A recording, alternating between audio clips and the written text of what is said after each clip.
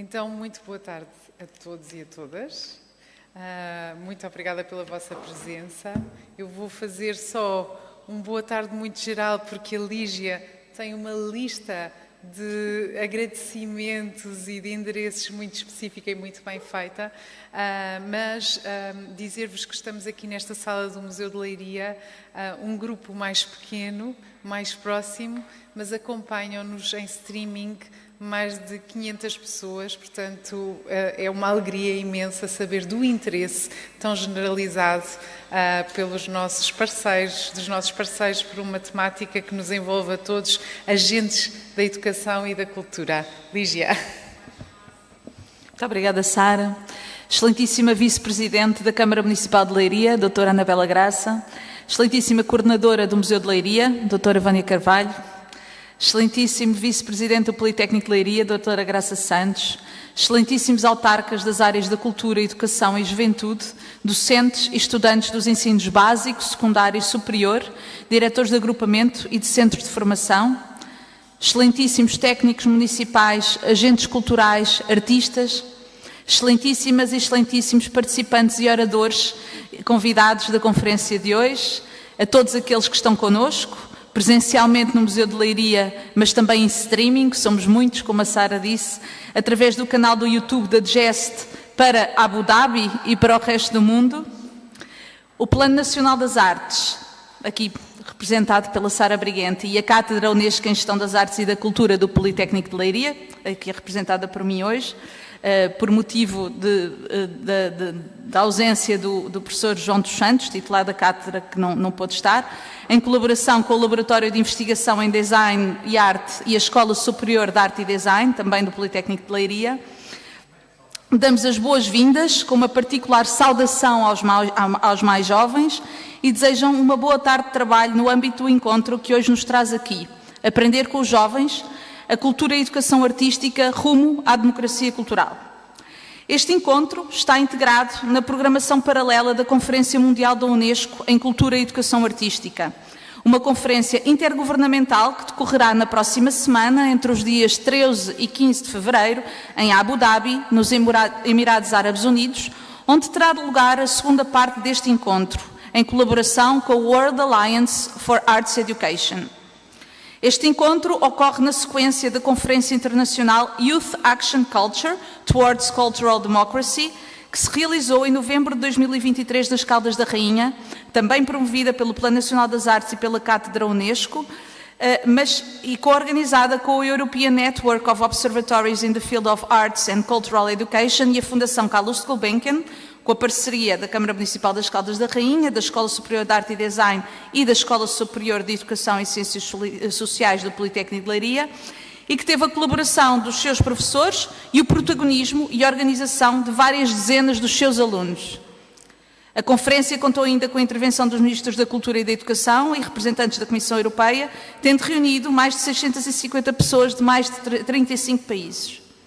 O propósito do encontro de hoje, Aprender com os Jovens, é apresentar e disseminar o processo em curso de envolvimento e consulta dos jovens, mandar a quem manda, é o nome do método que a Carlota irá apresentar mais tarde, para a redação de uma adenda à Carta do Porto Santo. Neste processo, as perspectivas e recomendações dos jovens no que diz respeito aos direitos culturais e à democracia cultural serão centrais para a concepção de políticas globais que visam a promoção de sociedades mais justas, inclusivas, pacíficas e sustentáveis. Para finalizar, e antes de dar a palavra à minha colega Sara, queremos agradecer, e em meu nome e dela, queremos agradecer à direção do Centro de Formação da A23, que está a acreditar esta ação de formação. Queremos também agradecer às equipas que estão a trabalhar para esta conferência, as equipas de audiovisuais da GEST, do Plano Nacional das Artes, do Museu de Leiria, do Politécnico de Leiria, e desejo-vos uma boa tarde de trabalhos. Muito obrigada.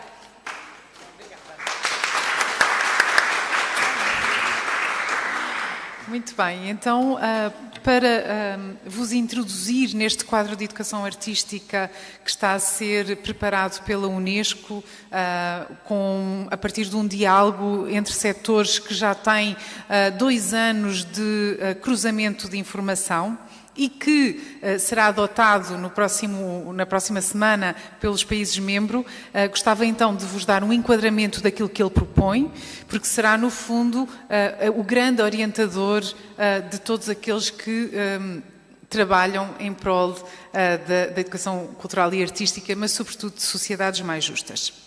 Então, o quadro Unesco para a Educação Cultural e Artística foi proposto pelos países-membros na sequência do Roadmap que foi apresentado em Lisboa em 2006 e da Agenda de Seul de 2010, considerando o contexto global que caracteriza as realidades fraturantes em que vivemos atualmente, marcadas por desigualdades crescentes, conflitos armados e também discursos de ódio, racismo e muitas outras formas de discriminação, acrescidas da incerteza provocada pela crise climática e pela inteligência artificial.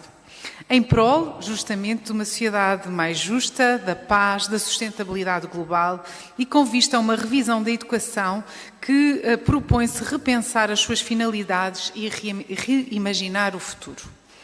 Então, neste quadro, que será adotado na próxima semana em Abu Dhabi, que se defende uma educação que deve ser ajustada às realidades e às necessidades das comunidades para que se garanta o cumprimento da Carta dos Direitos Humanos e dos deveres constitucionais desses países-membros. Defende-se também que o foco da educação é o respeito pelos direitos humanos, a igualdade de género, a apreciação da diversidade cultural, contribuindo desta forma para sociedades mais justas e num planeta mais saudável. Para alcançar estes objetivos, a Unesco acredita no poder transformador das artes e das culturas enquanto fatores fundamentais do desenvolvimento social e humano, que muito contribuem para o bem-estar das sociedades, das pessoas e da natureza. As artes e as culturas, a diversidade de expressões que configuram, são o que nos definem como seres humanos e são também os motores que acendem a chama da criatividade, da imaginação e da expressão individual. Neste contexto, o que se pretende no novo quadro para a educação cultural e artística é mobilizar todos os agentes em prol de uma maior sinergia entre as áreas da educação e da cultura. Esta sinergia deve ser implementada tendo por base o primado da inclusão, da igualdade de oportunidades e do acesso e o ODS 4 que visa a educação de qualidade. O compromisso dos países é muito relevante e deve ser transferido para políticas públicas e para a partilha de práticas e, portanto, o que se propõe neste novo quadro para a educação cultural e artística é todo um leque de revisão mesmo ao nível das políticas para a educação. Mas como implementá-lo? Este novo quadro ancora a sua visão numa educação holística, na cidadania global e no respeito pela diversidade de narrativas, de línguas, de rituais, de práticas, de tradições que caracterizam a humanidade. A proposta é justamente que a aprendizagem seja feita no âmbito e através das culturas e das artes, de forma transdisciplinar e atendendo ao desenvolvimento de competências socioemocionais, ao diálogo intercultural e à cooperação. Estes são os eixos fundamentais. A Unesco defende que é só desta forma que podemos e que seremos capazes de enfrentar os desafios globais e de empreender, então, as mudanças necessárias para enfrentar os desafios globais com os quais vivemos atualmente e que as sociedades e o próprio planeta reclamam, hoje e no futuro. Repito, a proposta da Unesco é repensar e reimaginar a educação através das culturas e das artes, seja em contextos formais, não formais ou informais, implementando políticas educativas, estratégias pedagógicas e novos currículos e programas educativos. Para o fazer é essencial a cooperação entre as instituições, agentes culturais, artísticos e educativos, mas também os setores económico e social. Em segundo lugar, é necessário promover práticas participativas que envolvam a escuta, a cocriação, a decisão conjunta, onde estão envolvidas os vários atores e destinatários da educação, com particular relevância para a participação das crianças e dos jovens, sobretudo em processos de codecisão. mas também dos educadores, dos artistas. Há aqui um enfoque muito específico nos mediadores e nos artistas, e dos agentes culturais e das comunidades em geral. No ponto 3, urge-nos diversificar os espaços de educação, entendendo as escolas como polos culturais e os equipamentos culturais como territórios de aprendizagem, compreendendo que a educação é uma prática da vida e que decorre ao longo da vida. Os espaços de educação são, por isso, não apenas as escolas, mas também as praças públicas, os museus, os espaços naturais, as plataformas digitais, os espaços que combinam o digital com o físico. No ponto 4, fala-nos do investimento na formação dos agentes educativos e culturais, na capacitação para o desenvolvimento de competências criativas, a sensibilidade estética, a diversificação das expressões artísticas, o investimento em pedagogias críticas e criativas, diferenciadas, a inclusão, este é um tópico fundamental que perspassa todo o documento, e a aprendizagem usando diferentes linguagens e a interculturalidade. O quinto ponto diz-nos que temos que diversificar as parcerias e as colaborações intersetoriais entre ministérios, entre organizações culturais e educativas, entre lugares de património, mas também agentes culturais dos diferentes setores, profissionais da educação, investigadores, membros da comunidade, membros de associações culturais, setor privado, fundações e organizações de matriz cívica. São 5 as metas estratégicas enunciadas: acesso, inclusão e equidade na e através da educação cultural e artística, aprendizagem em contexto e ao longo da vida, diversidade cultural e participação crítica e democrática, competências para o futuro mais resiliente, para um futuro com mais resiliência, mais justo e sustentável, a institucionalização e a valorização dos ecossistemas da educação cultural e artística. E apresentam-se então ainda 8 modalidades de implementação. Uma modalidade mais macro, a nível da governança, da legislação e das políticas. Ambientes, uma outra já ao nível dos ambientes e dos espaços de aprendizagem. Há aqui um foco muito específico na reimaginação desses espaços onde se aprende. As experiências de aprendizagem, um outro foco específico na formação e no apoio aos docentes e educadores, tecnologias digitais e inteligência artificial, parcerias e cooperação intersectorial, financiamento, investigação e avaliação. Então, isto é uma síntese muito compactada daquilo que é o quadro que está neste momento em discussão e que será então aprovado na próxima semana e que, no fundo, nos dá o enquadramento a esta sessão. E agora passamos. Chamamos agora aqui ao púlpito a doutora Anabela Graça. Muito obrigada.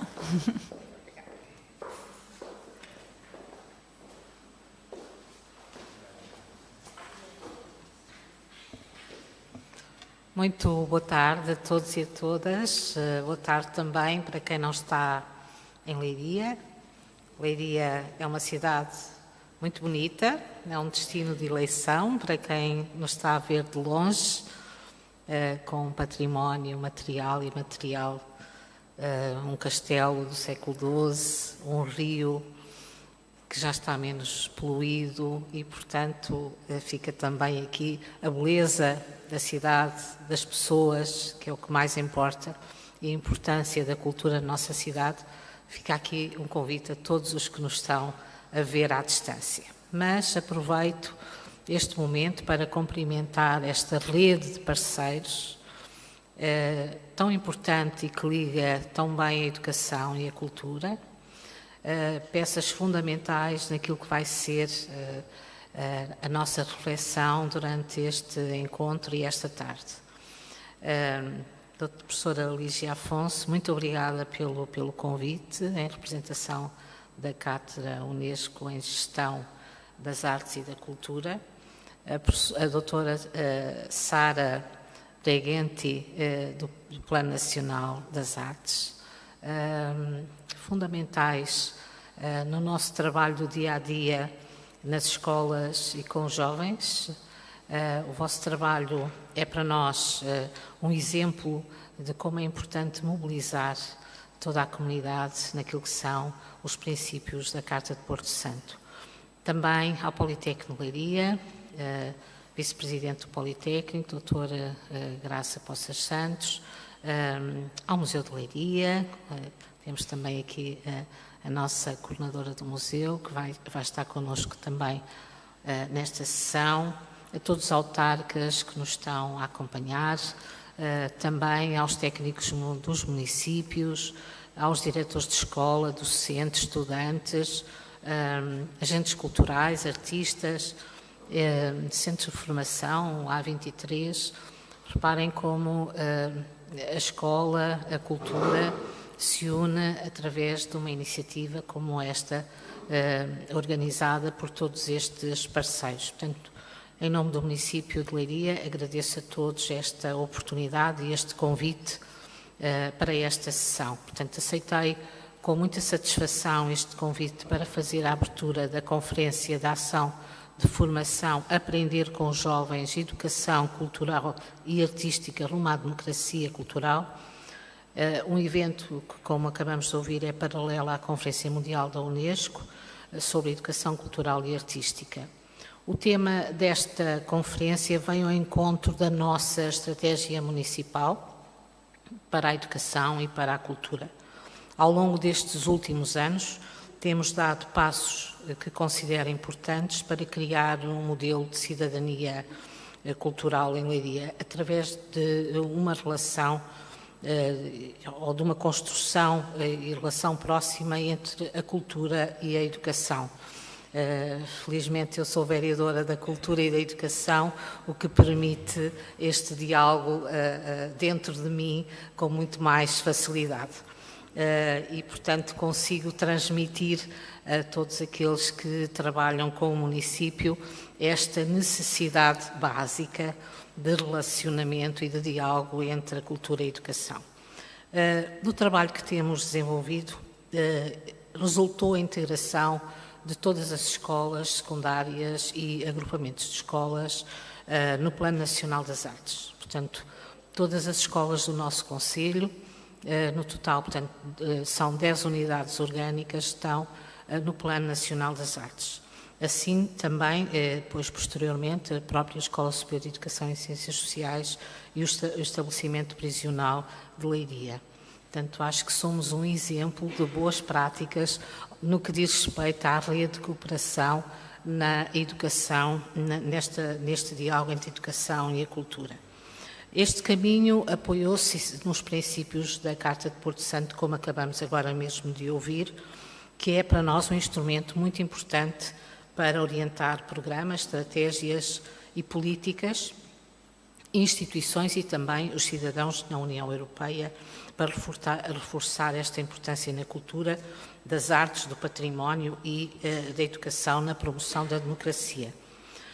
Estamos, como eu disse, a dar um novo passo agora, ao construir uma escola cultural, com esta integração no Plano Nacional das Artes, com os alunos propositores de uma cultura para o futuro, em linha com a metodologia que hoje vamos também aqui ouvir, mandar a quem manda, do PNA, através da qual se auscultam os jovens acerca das perspectivas e também das recomendações sobre aspectos que promovem ou os demovem da cidadania, no âmbito da cidadania cultural e cujos contributos irão subsidiar a criação de uma adenda à Carta de Porto Santo. Portanto, é um trabalho que está a ser feito e que este dia também é um passo importante para esse trabalho. Acreditamos muito nos jovens do país, do mundo e de Leiria em particular, e o seu contributo é, sem dúvida, fundamental para criar verdadeiros laboratórios de cidadania cultural dentro da própria escola. Fazê-lo implica mudança de paradigma, numa visão, e não só na visão, mas também na forma como os mediadores culturais desenham os projetos e também as atividades culturais que acontecem não só dentro da escola como fora da escola. E por isso é necessário desenhar projetos culturais com os jovens e não para os jovens. E isso exige de nós novas metodologias de trabalho. Envolver os jovens para a escola não é fácil, porque a escola, o palco da escola não são os jovens, habitualmente continua a existir o estrado onde está o professor.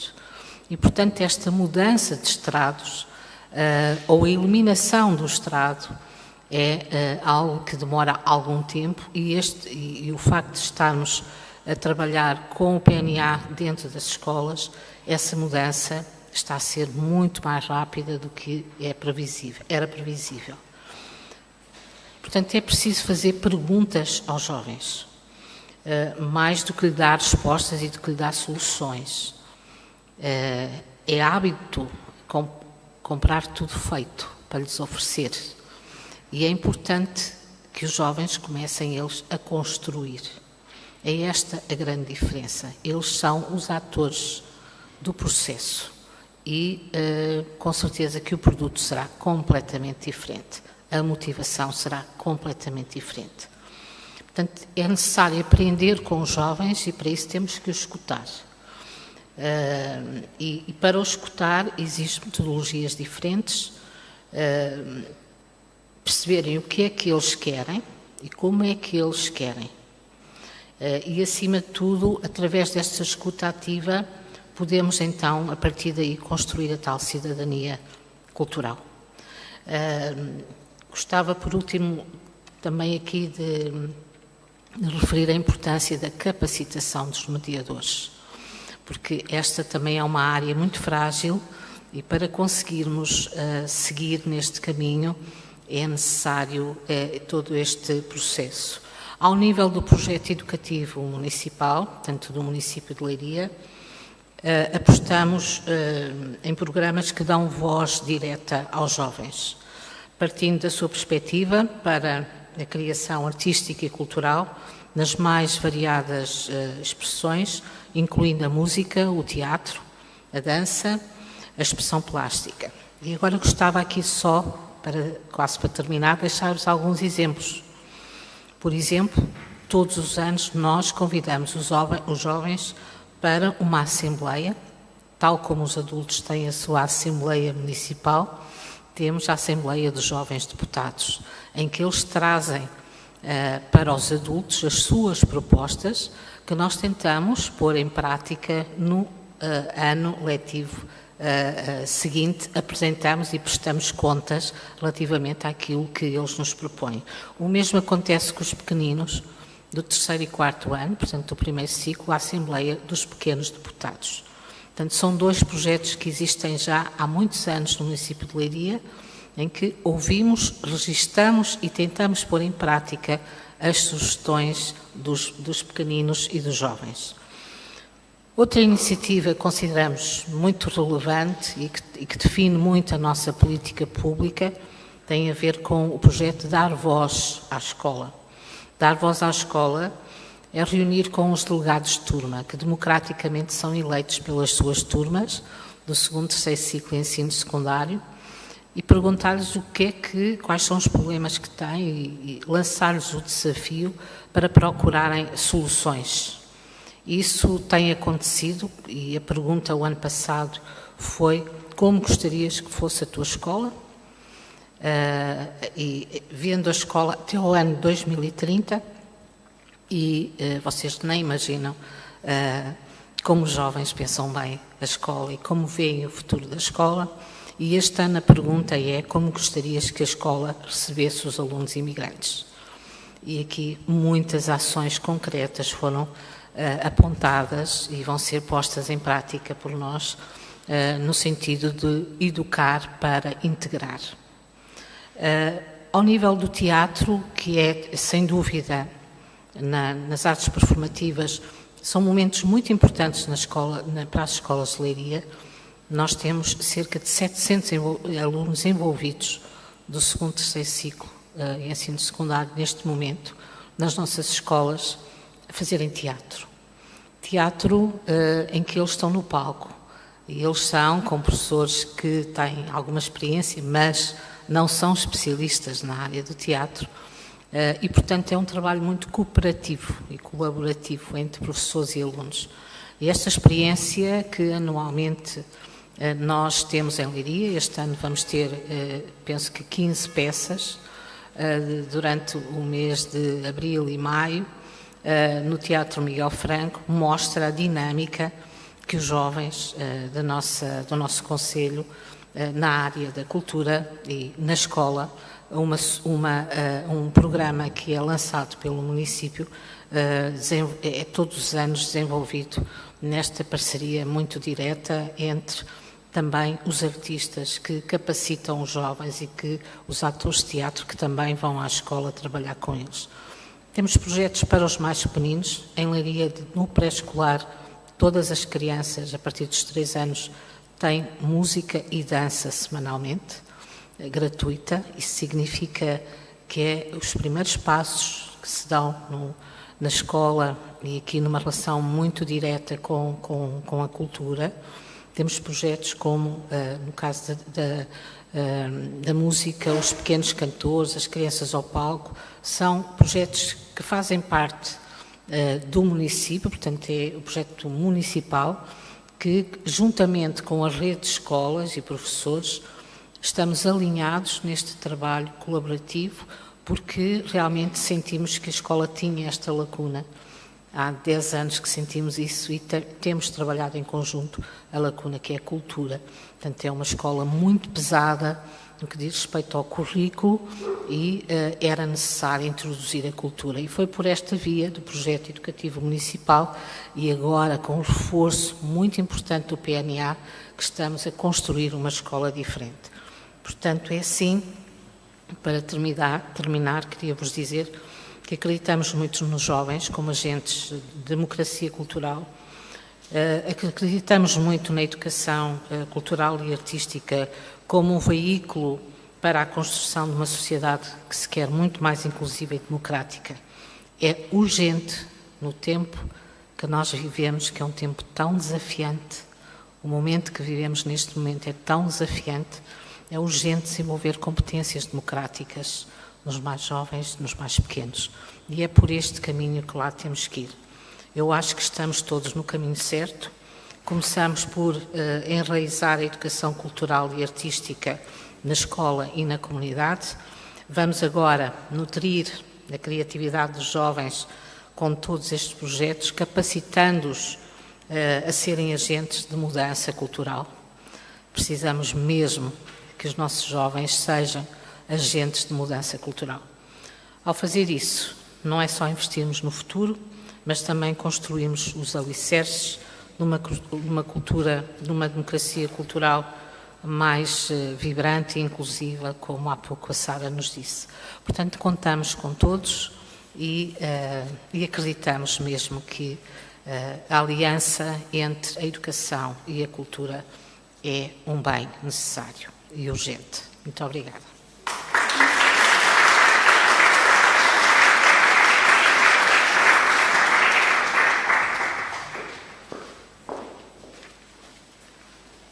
Muito boa tarde a todos, a quem está aqui connosco na nossa sala do capítulo no museu e aos muitos que convido a virem a Leiria.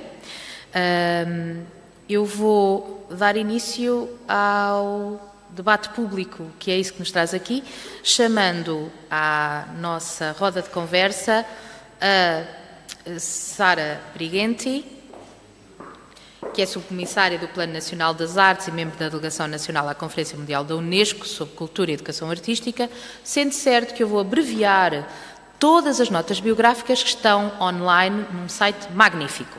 A seguir, vou pedir ao António e à Margarida que se cheguem à nossa mesa, que na verdade são duas, e à Cecília, que nos acompanha.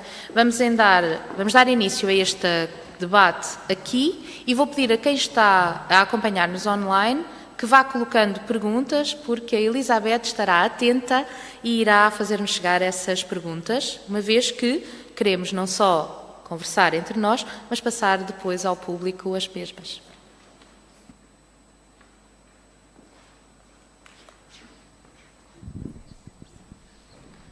Já agora, eu chamo-me Vânia Carvalho e sou a coordenadora do Museu de Leiria.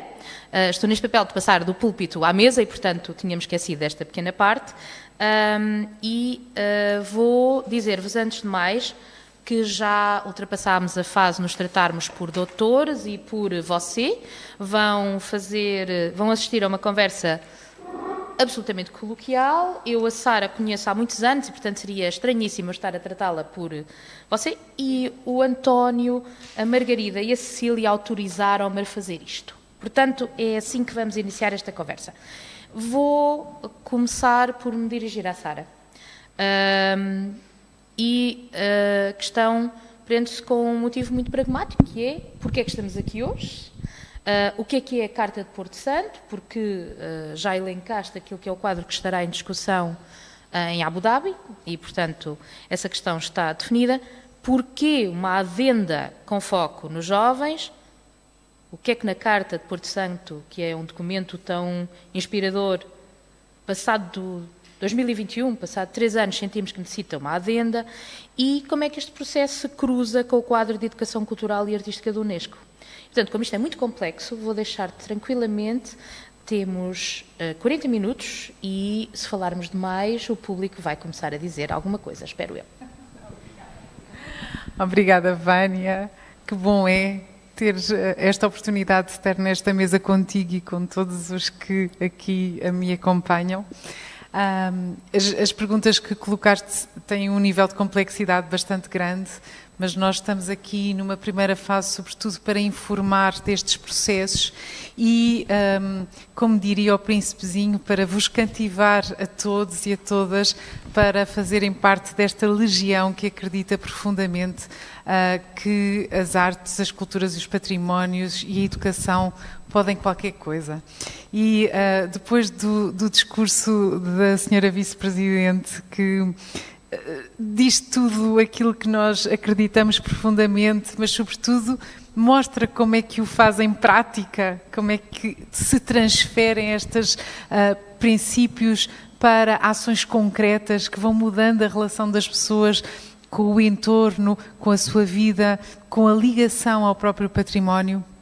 Dizer-vos que tudo isto é aquilo que vem proclamado nesta Carta do Porto Santo. É uma carta de escopo europeu, foi escrita no âmbito da presidência portuguesa da União Europeia e quando pensámos nesta carta, no Plano Nacional das Artes, pensámos fazê-la a várias vozes. Como é que podemos usar esta inteligência coletiva que nos faz pensar muito melhor quando estamos juntos?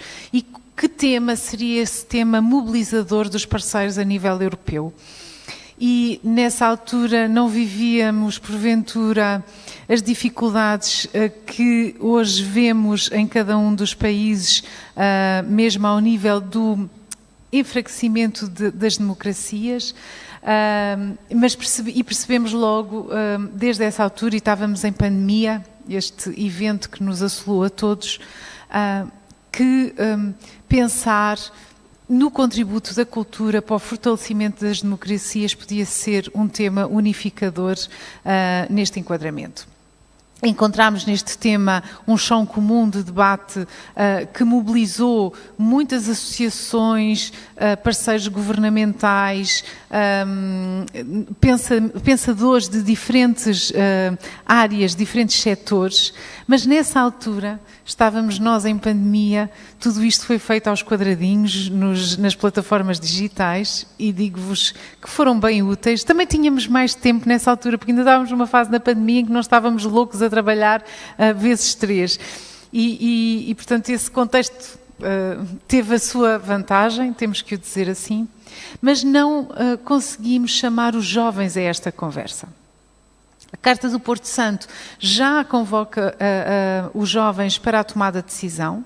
Ela é uma carta que, no fundo, fala do poder da democracia enquanto lugar de partilha de poder, justamente, onde todos somos corresponsáveis, co-decisores pelas decisões que tomamos em conjunto e que isto se faz não apenas votando, mas participando, pensando junto e mobilizando a ação de todos.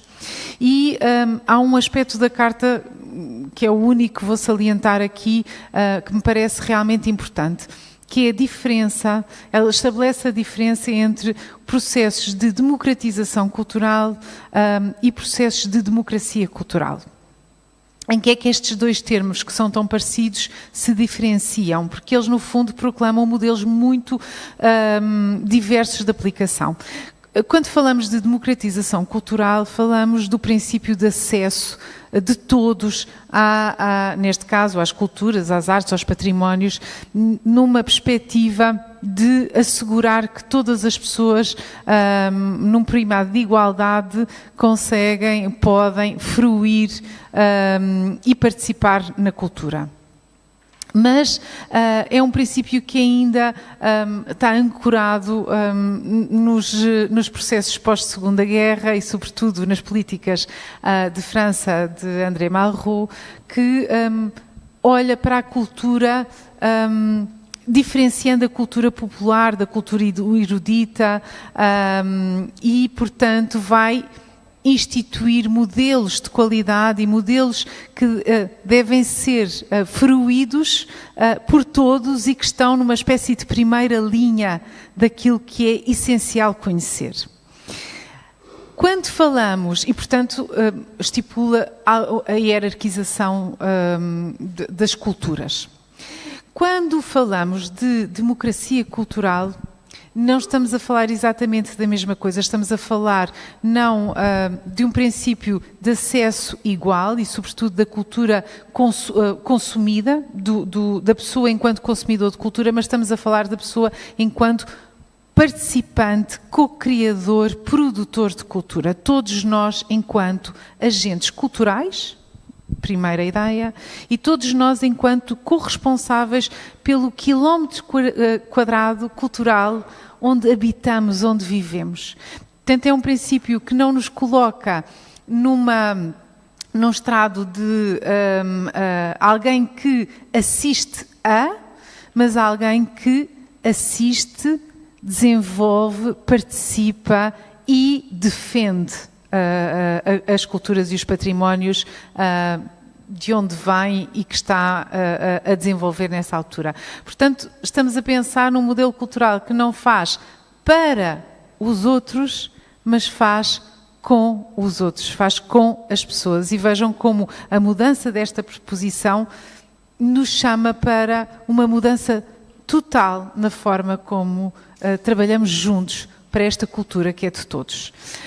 A Carta tem 37 recomendações dirigidas aos decisores políticos, às instituições culturais e artísticas e também aos cidadãos, às associações que os cidadãos formam em conjunto, e fala muito especificamente da importância destas associações culturais e amadoras para que a cultura se mantenha sempre viva em cada lugar.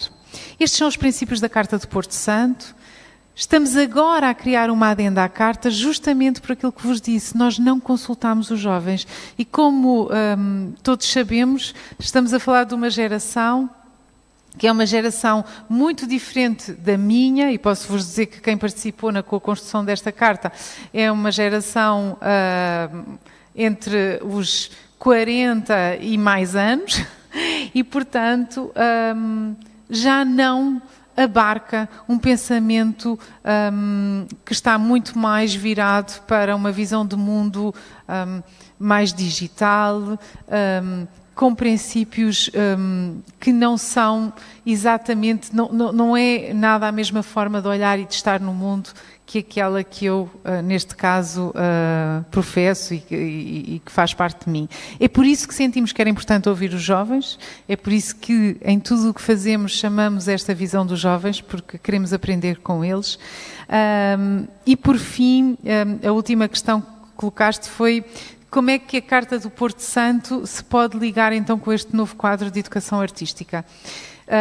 Nós acreditamos que há imensos pontos comuns Aliás, eu e a Lígia e outros companheiros de viagem participámos muito nesta fase preparatória do quadro que está agora a ser apresentado, mas eu diria que pontos-chave são este princípio de que as artes, as culturas, os patrimónios devem ser inseridos na educação com um fim em si, mas também como um meio transformador do pensamento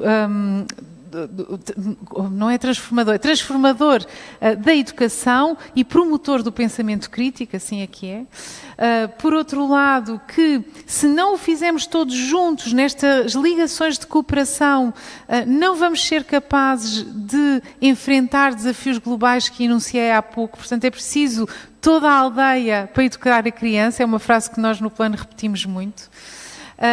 Pensar que a educação se deve transdisciplinar, como nós gostamos de dizer no Plano Nacional das Artes, se deve indisciplinar e deve deixar de estar tão focada na especialização para enfrentar um desafio muito maior, que é o da complexificação dos saberes. Como é que ligamos aquilo que aprendemos à vida real, onde estamos inseridos? Inclusão, porque somos todos diferentes, porque pensamos todos de maneiras diferentes e porque o mundo é feito destas diversidades que nos enriquecem. Devo-vos dizer que é das tónicas, talvez seja a palavra que aparece mais neste quadro de educação que está em discussão, é a palavra diversidade enquanto fator enriquecedor da vida em comunidade. E, portanto, e acima de tudo, estamos sempre a falar de cidadania cultural, estamos sempre a falar do reconhecimento dos direitos culturais enquanto promotores do bem-estar humano. Portanto, ouvir os jovens e seguir todos estes princípios, eu acho que a Carta do Porto Santo está perfeitamente alinhada. Devo-vos dizer mais, o Plano Nacional das Artes está perfeitamente alinhado, parece há 5 anos que já estávamos a antever o que aqui a Unesco vem propor e aquilo que ouvimos hoje nas palavras da senhora Vice-Presidente é um município perfeitamente alinhado já nestes princípios e valores e sobretudo nestas práticas. Obrigada, Sara. Então, Margarida, vamos-te passar a palavra. A voz aos jovens. Qual é a perspectiva de alguém como tu relativamente a estas questões que a Sara levanta? E elas são muito complexas, mas de forma muito pragmática, se puderes partilhar connosco a tua experiência de participar no workshop Mandar a Quem Manda, talvez seja a forma mais clara de entendermos como é que sentiste e intuíste este processo. Para já, muito obrigada pelo convite a todos. É um prazer estar aqui.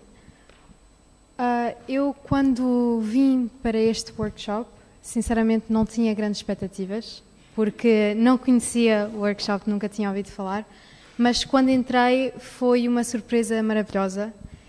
Eu vi que o processo de como expressar-se era completamente diferente do que eu estava habituada. Supostamente eu pensava que íamos estar numa mesa redonda e só falar à vez, mas não, foi muito interativo, foi muito diferente, teve diferentes maneiras de nós conseguimos expressar-nos. Houve uma parte e tudo que era com materiais diferentes e ideias muito complexas que eram possíveis expressar-se de formas mais simples ou até complexas, depende, é arte, por isso não, cada um tem uma perspectiva diferente, mas achei mesmo refrescante esta forma diferente de conseguir ser ouvida e ouvir.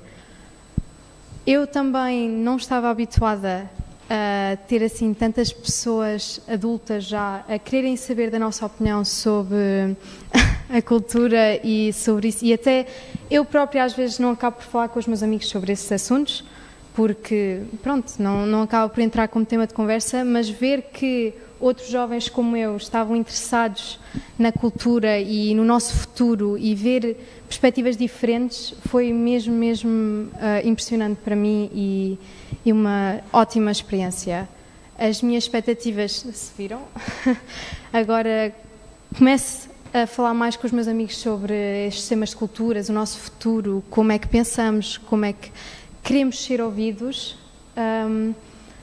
E acho que esse workshop acabou por ajudar-me bastante nessa parte de perceber que não sou a única a estar com esses interesses. Olha, eu ia-te perguntar algo que tem a ver com isso, que é qual é o papel da escola na promoção dos direitos culturais. E tu falas de ti, falas dos teus amigos, e quando falamos em direitos culturais, por exemplo, o acesso à cultura, às práticas culturais, as medidas que tu consideras que poderiam ser eficazes para promover a formação artística, a criação, mas também existem condições, não existem condições, são-vos dadas condições para a organização de eventos culturais, tem esse apoio, ou seja, de modo pragmático, que papel é que a escola tem para ti nessa questão? Eu acho que cada escola varia nisso.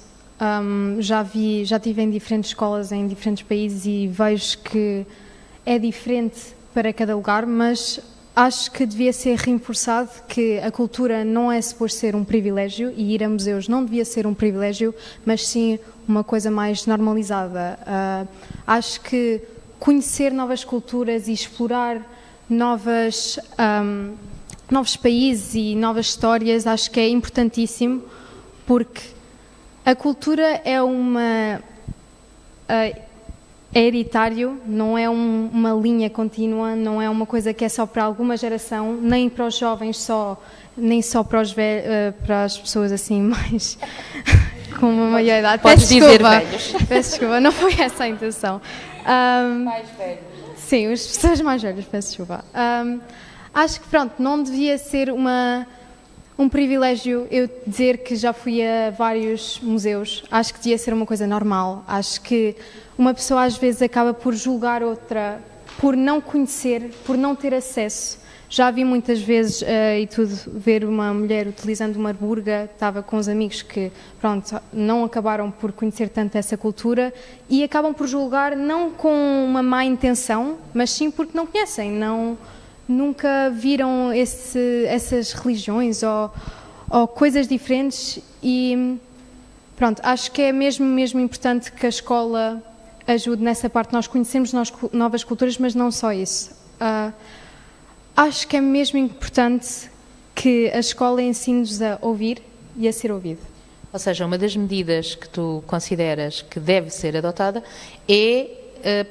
são práticas semelhantes àquela que tiveste como experiência neste workshop, do Mandar a Quem Manda, que vamos falar no fim desta conversa. Portanto, vão-nos ouvir falar de uma experiência que ainda não foi apresentada. Portanto, iremos passar a saber mais sobre este processo. Mas eu vou partilhar contigo que os espaços e os equipamentos culturais são para mim, mais velha ou velha, vou agora escolher qual a palavra, mas são para mim espaços que têm de ser lugares de cotidiano. Portanto, entendo-te perfeitamente, não podem ser portas que não se franqueiam, têm que ser espaços de cotidiano. E nós, de facto, não chegamos à geração dos mais jovens, porque não sabemos, se calhar, que perguntas fazer, nem como ouvi-los, não é? Portanto, obrigada, Margarida, e vou passar a palavra à Cecília, que é tua professora e te conhece entre muitas outras, muito mais do que eu, mas a quem vou perguntar outras questões que têm a ver exatamente com o papel dos professores na escola e essa visão sobre este processo. A educação cultural e artística, enquanto área de educação para o bem público, para a formação do cidadão, é a perspectiva que vem defendida pelo quadro de Educação Cultural e Artística da Unesco, que tão bem a Sara nos explicou, e que vai entrando paulatinamente nas nossas cabeças. A Carta de Porto Santo é um documento tão poético e tão inspirador, e o Plano Nacional das Artes é, de facto, enfim, antecipámo-nos, não é, Sara? Antecipámo-nos. Mas, sendo professora de artes, como é que vê o papel da escola no envolvimento dos alunos na tomada de decisão? Olá, boa tarde, obrigada pelo convite. Quando se coloca a questão da voz dos alunos e escola, ainda é um conflito. A escola precisa de ouvir os alunos e a escola todos os dias tem que dar esse papel. Mas há aqui duas formas de ouvir os alunos. Eu estava a ouvir a Margarida e até a achar graça. Porque nós, como professores, temos que nos interessar muito por tudo aquilo que fazemos diariamente. E, por vezes, esse interesse não deixa, saímos da rotina de queremos fazer tudo certinho, de dar todas as matérias, de dar todos os programas.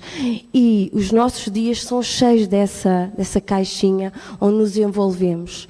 E quando aparece um professor que quer implantar um projeto, que quer que as artes sejam importantes, vai desarrumar a casa. E desarrumar esta casa ainda é muito difícil. Precisamos fazer à escola o que estamos a fazer à Carta de Porto Santo, que é a adenda de dar a voz aos alunos. Porquê? Porque às vezes falta tempo. E é engraçado a forma de como os alunos veem o tempo que têm para falar. Porque nós precisamos de os ouvir. Eu lembro muito do verbo acolher. Nós precisamos todos os dias de acolher. Antes de recebermos alunos na sala de aula, nós estamos a receber as pessoas na sala de aula, a mochila emocional que cada uma daquelas pessoas traz. E, portanto, não é possível, às vezes, termos um ambiente propício à aprendizagem. Para mim, para aquilo que se pensa, eu acho que a escola e a aula começa quando o professor dá um passo para trás e os alunos à sua frente fazem qualquer coisa. Porque não é no espaço de estarmos a tentar transmitir tudo muito bem transmitido, as matérias muito certinhas, que temos a certeza que os alunos tomam contacto com o conhecimento. Como diz a palavra aprender, no seu latim, é colocar dentro. E nós lidamos diariamente com o colocar, mas às vezes não fica lá dentro. É uma dificuldade que nós temos. Ouvir os alunos perguntar como é que eles aprenderam e até perguntar porque é que aquele método que até está errado e o professor está lá, porque cientificamente é o nosso lugar, é dizer o que é que está certo e não está, não havendo lugar ao erro, porque eu penso que a escola tem que ser um porto de abrigo do erro. Tem que acolher o erro. O aluno tem que sentir que entra num espaço que é um porto de abrigo onde pode errar. E o professor pode acolher esse erro e fazer de algo muito positivo. E, portanto, a voz aos alunos, em termos de programas escolares, é uma dificuldade diária que temos de tentar todos os dias, mas que tem que ser feita. Portanto, proporcionar os momentos de conhecimento e não ouvir o que é que a seguir temos para ouvir da parte dos alunos, não é chegar aos nossos alunos. Chegar aos nossos alunos é realmente transmitir aquilo que nós achamos que eles precisam de aprender, porque o espaço sala de aula não é o espaço do conhecimento. O espaço sala de aula é o espaço onde desagua o conhecimento. Os alunos trazem conhecimento. Os professores trazem conhecimento. E esse encontro, essa colaboração, esse ato democrático é que vai formar o conhecimento.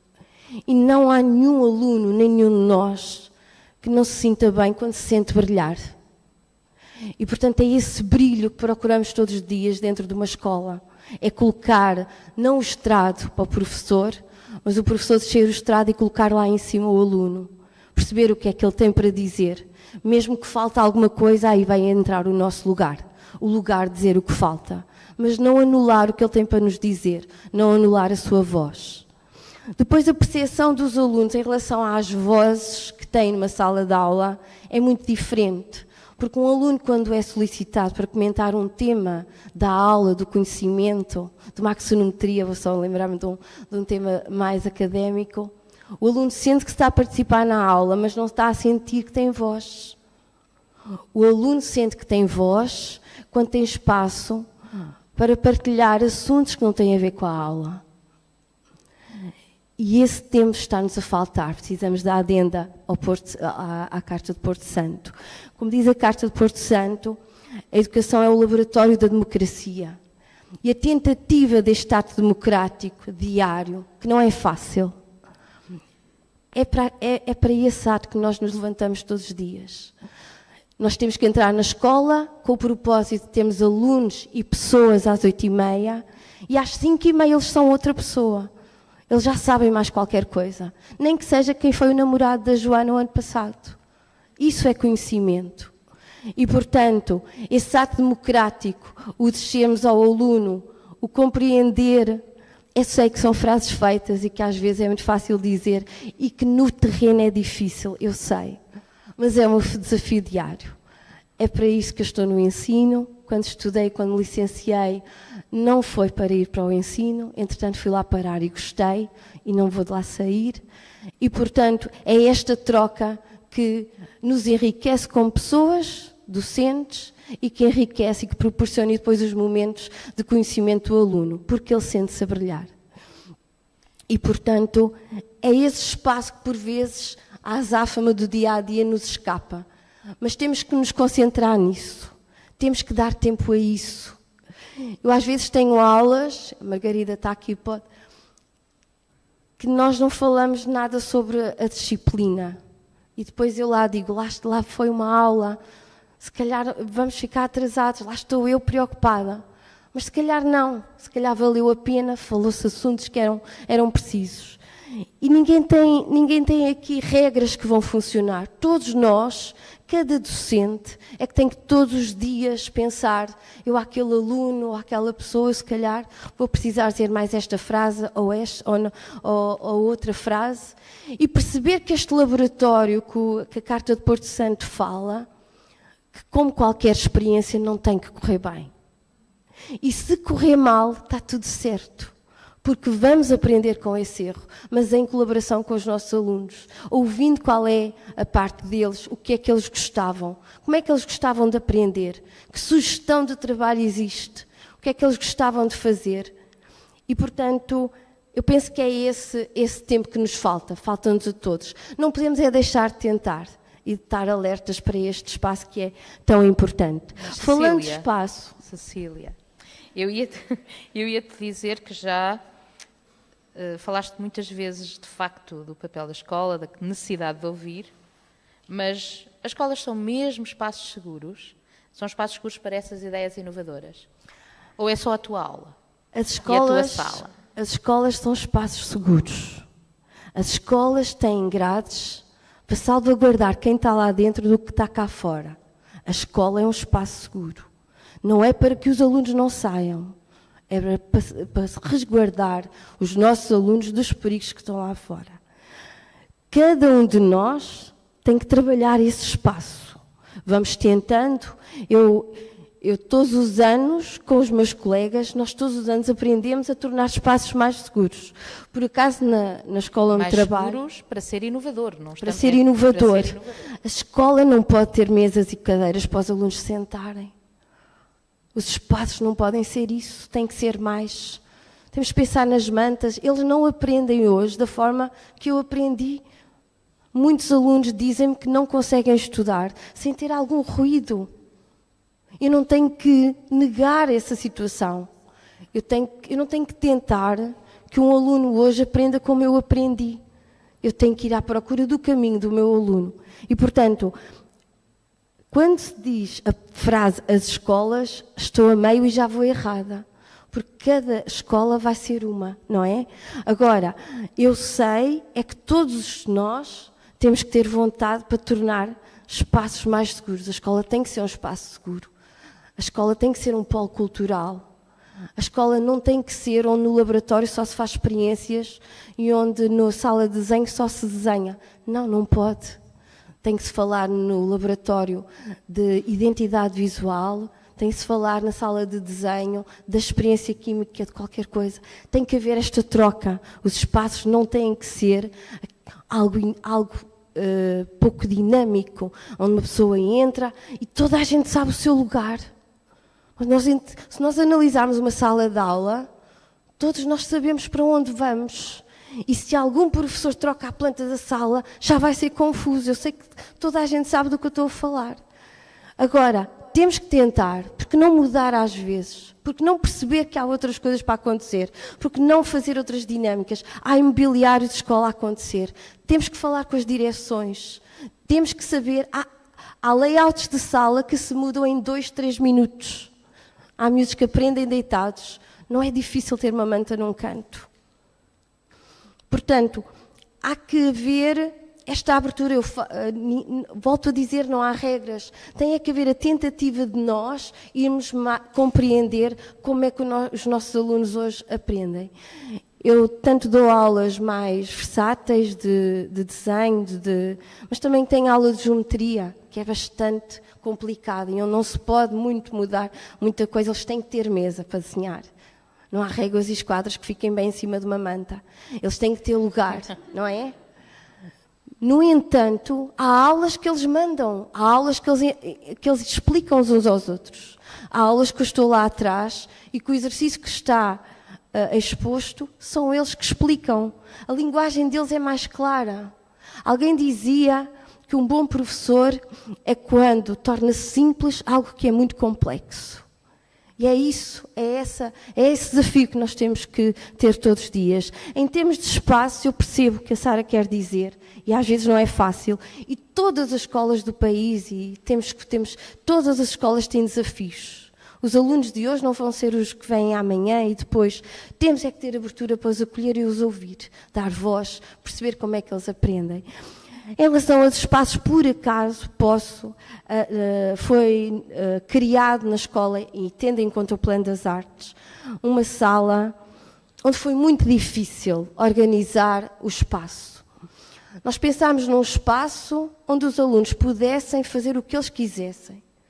Se eles queriam estudar, mas que não fosse na biblioteca, se eles queriam ler, se eles queriam desenhar, se eles queriam fazer uma escultura, se eles queriam fazer uma dança, se eles queriam ouvir um filme, ou ver um vídeo, eles podem fazê-lo nessa sala. E, como diz a Carta de Porto Santo, a excelência ou qualidade não está apenas no produto, mas pode ser encontrada no processo. E esta sala chamou-se Sala dos Processos, porque não interessa se o desenho que o aluno lá faz se fica bonito. E iríamos aqui falar sobre bonito e nunca mais parávamos. Não interessa se a escultura ficou feita, não interessa se a dança ficou bem dançada. Interessa o processo, o tempo que o aluno ficou ali e que sentiu gosto em estar ali. Foi um bocadinho um desafio, porque para uma escola ter um espaço que não é constantemente supervisionado, é perigoso, não é? Porque essa sala é uma sala onde estão sem qualquer supervisão, nem sem qualquer supervisão. E posso garantir que a sala está no 2º ano de utilização, os lápis que eu coloquei estão lá, as canetas que eu coloquei estão lá, os papéis não desaparecem, porque existe, eu penso, amanhã chego lá, não estão os lápis, mas penso que há um trabalho de eles perceberem que aquele espaço, eles também são responsáveis e se faltar o lápis eles vão colocar. E, portanto, eles têm essa posição. E, por vezes, têm alunos que estão a dizer aos outros o que é que devem fazer e o que não devem. E, portanto, há uma passagem da mensagem que aquele espaço é deles, mas torna-se melhor se eles cuidarem bem dele. E, portanto, isto nem sempre tem as suas barreiras, obviamente, mas temos que não desistir. Tive alguns momentos para desistir desta sala, tendo em conta algumas coisitas que foram surgindo, mas resolveu-se. Falando, ir dizendo o que é que se pode mudar, se o problema foi de uma estrutura que lá estava, se calhar o problema não era deles, dos miúdos, mas sim da estrutura. E, portanto, conversando e sendo um ato democrático para combinar com colegas, com a direção e com os alunos aquilo que pode acontecer. E ouvir os jovens, sem dúvida, é sempre um desafio. Ficamos sempre com a sensação que não sabíamos qualquer coisa que passámos a saber. Cecília, muito obrigada. Na prática, explicaste-nos como é que os espaços escolares podem, de facto, ser lugares de práticas mais democráticas, com um exemplo que vocês estão a testar e que resulta, que é tão simplesmente confiar, não é? Confiar. No fundo, numa democracia cultural, temos de dar essa confiança e ter esse respeito assumido entre os mais novos, os mais velhos e... eu vou passar a voz... Não querendo só um minuto. O ano passado, no início do Plano Nacional de Coordenação do Plano Nacional das Artes na Escola, estávamos a preparar uma peça de teatro. estava eu, a artista residente, temos essa mais-valia, essa sorte que é ter connosco uma artista residente, uma atriz, e então íamos fazer um teatro, e então estávamos ali muito atrapalhados com o tempo, não sabíamos se conseguimos acabar o texto, se não conseguimos para o teatro. E estava eu com os meus dias preenchidos e eu não consegui terminar o texto e incluir alguma pesquisa histórica, e quando chego à minha colega, a artista residente, ela disse: não, Cecília, eles têm as personagens, deixa-os fazer o trabalho, deixa-os terminar, decidir o que é que cada personagem vai fazer. Eu disse: aqui está, é isto mesmo que tem que acontecer. Nós temos que dar a cada aluno o papel, depois o que ele vai dizer ou não, cabe a ele interpretar aquele papel. Precisamos fazer isso nas escolas. E agora, exatamente, porque precisamos de passar a voz aos jovens, António. Cecília, muitíssimo obrigada. Tomara eu ter apanhado assim, mais professores.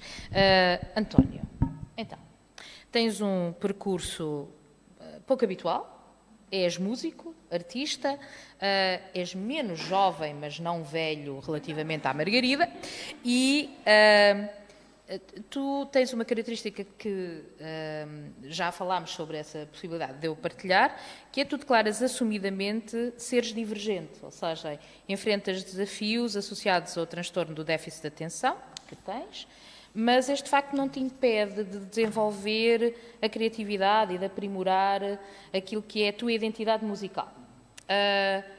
E, além disso, vejo que tens um percurso muito interessante, nomeadamente associativismo, à necessidade de identificarmos uma identidade musical coletiva, seja ela qual for, a que faz sentido no mundo das nossas múltiplas culturas. O que é que são para ti, tendo em conta esta descrição que fazes do teu próprio percurso, as barreiras mais significativas? Nós temos estado a falar de mundos maravilhosos. E as barreiras? O que é, de facto, uma barreira que tu consideres ao acesso, à participação na cultura e nas artes? E depois, identificadas essas barreiras, nós falamos muito de inclusão, mas de que modo? Não é? Como? Como é que, de facto, respeitamos a diversidade? Não é? Assumindo as barreiras com clareza, creio eu, mas isso dir-me-ás tu. E como é que podemos fazer diferente, tanto na educação como nas instituições? Sendo certo que temos estado a falar aqui das escolas, mas a Carta de Porto Santo tem uma coisa maravilhosa chamada instituições culturais, esses territórios de educação. Portanto, esta sala que recebe muitos músicos é um ótimo lugar para nos poderes ajudar. Lá em casa, por favor, perguntas, ainda teremos algum tempo. Como é que nós ultrapassamos estas barreiras? Para já demais, queria agradecer pelo convite aqui ao Museu de Leiria. Bem, eu acho que vou começar por falar também, como a Cecília apontou muito e eu gostei imenso de ouvir, em relação ao desenvolvimento nas escolas. Eu, pessoalmente, estudei na Escola Artística António Arroio. É uma escola que é muito especial e é muito específica, especializa-se prioritariamente nas artes. E nessa escola, tendo déficit de atenção e lidando com vários problemas em relação ao ensino, que é típico no Ministério da Educação, que é, pronto, a António Arroio tinha este método muito mais prático em relação ao ensino, era muito mais coletivo e era muito mais, apresentava muito mais o erro aos alunos.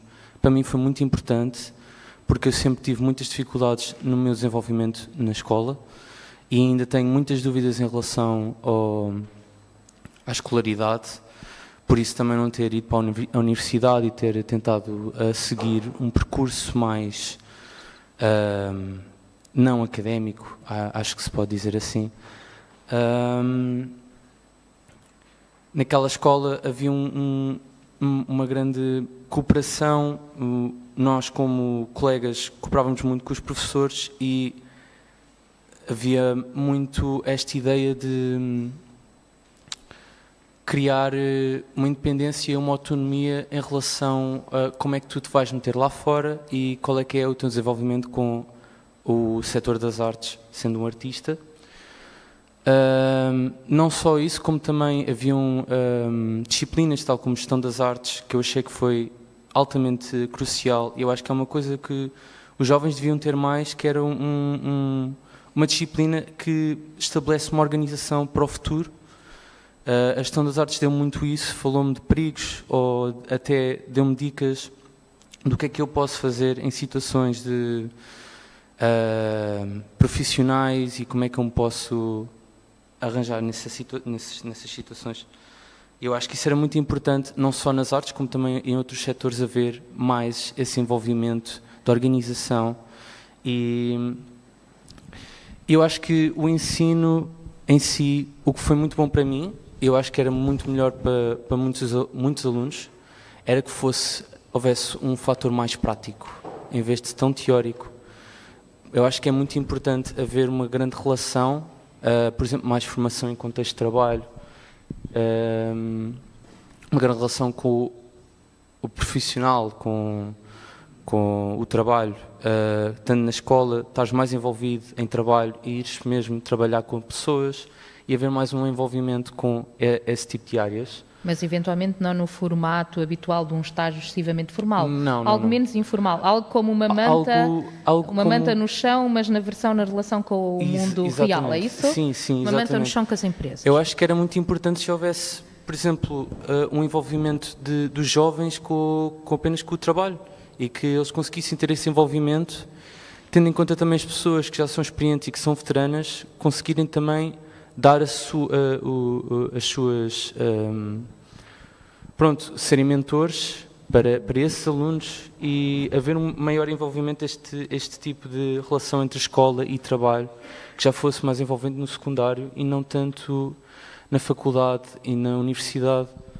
Ou seja, uma mentoria que até podia não ser só dentro da escola, mas também pragmática, eventualmente até com estas instituições culturais. Sim. Ou com um processo muito mais próximo de uma partilha Aprendiz. Aprendiz, porque não? Nós às vezes temos que recuperar palavras antigas, não é? Mas já me estás a dar soluções, não é? Sim. E barreiras? Barreiras. Por exemplo, eu acho que não sei, eu, por exemplo, eu tive um coletivo artístico, nós organizámos um coletivo durante o Covid. Foi uma altura, acho que para mim, para muitos colegas meus na altura foi muito, como é que eu ia dizer, não foi traumático, mas foi um impasse para que nós conseguíssemos ter algum tipo de trabalho. Então acho que criámos esse tipo de coletivo e tentámos meter-nos lá fora e de repente percebemos que não existe muitos apoios que estejam disponíveis para que nós conseguíssemos fazer seja o que fosse. Para entidades informais, ou seja, algo que não esteja formalizado, uma associação, tens de ter uma associação, ou tens de ter uma empresa, ou tens de ter um grupo de teatro. Exato. Autonomamente, tendo tu uma banda, não é? Não consegues candidatar-te a coisíssima nenhuma. Não. É isso?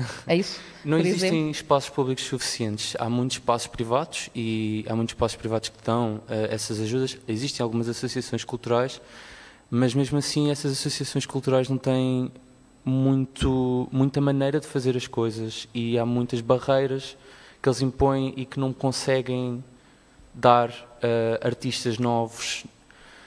Não existe, neste sentido, acho que não existe um grande movimento underground, que não é que necessariamente seja importante, mas pode ser importante para o desenvolvimento de novos artistas e de jovens que estão a começar. Aquilo que eu sinto, que estou do lado de cá, mais velha, Margarida, é que, de facto, se fores músico ou tiveres teatro, e a Carta de Porto Santo fala nos amadores, sim. Mas depois as instituições públicas exigem um rol de informações que alguém, em nome individual, tem muitíssima dificuldade em dar resposta. Eu sinto isso também enquanto cidadã, depois das 5h30.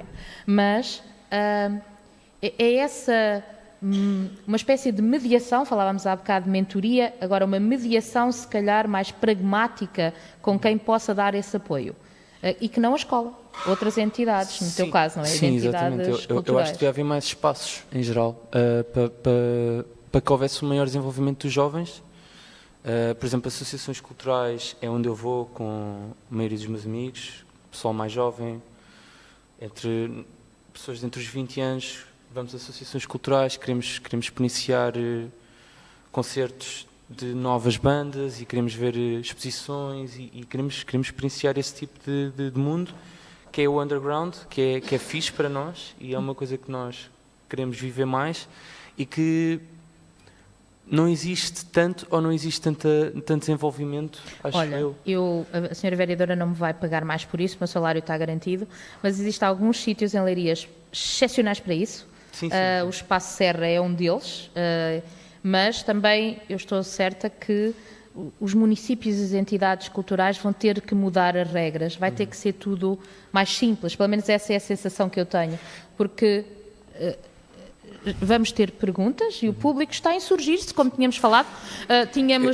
Eu vou só dizer uma coisa, eu também não estou a dizer que esses espaços não existem, que sejam quase inexistentes. Estou mais a dizer que eu acho que deviam haver mais espaços assim, para haver um maior desenvolvimento. E fico felicíssima porque nós aqui vamos passar o debate com o público a assumir a necessidade de um debate. Mas vou pedir a voz ao público, é agora, já demos a voz aos jovens, mas eu vou ter que pedir um micro. Portanto, estou a pedir que... Está aqui, ora, muito bem. Muito obrigada. Voz ao público.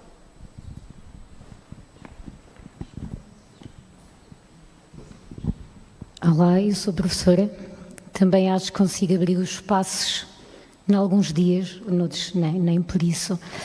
Eu estava-te a ouvir e eu até acho que há uma hipótese para a parte da cultura. Nós temos a loja do cidadão, por que não ter a loja do cidadão cultural? Acho que seria uma proposta interessante a implementar. Um guichê, pelo menos. Com mais do que um guichê, não é? Mas ligado à cultura. Acho que vocês, como jovens, seriam bem capazes de transformar um sítio destes. Cada município tem a sua loja do cidadão cultural, onde podemos ter acesso a diferentes parceiros, iniciativas, apoios que nos podemos candidatar.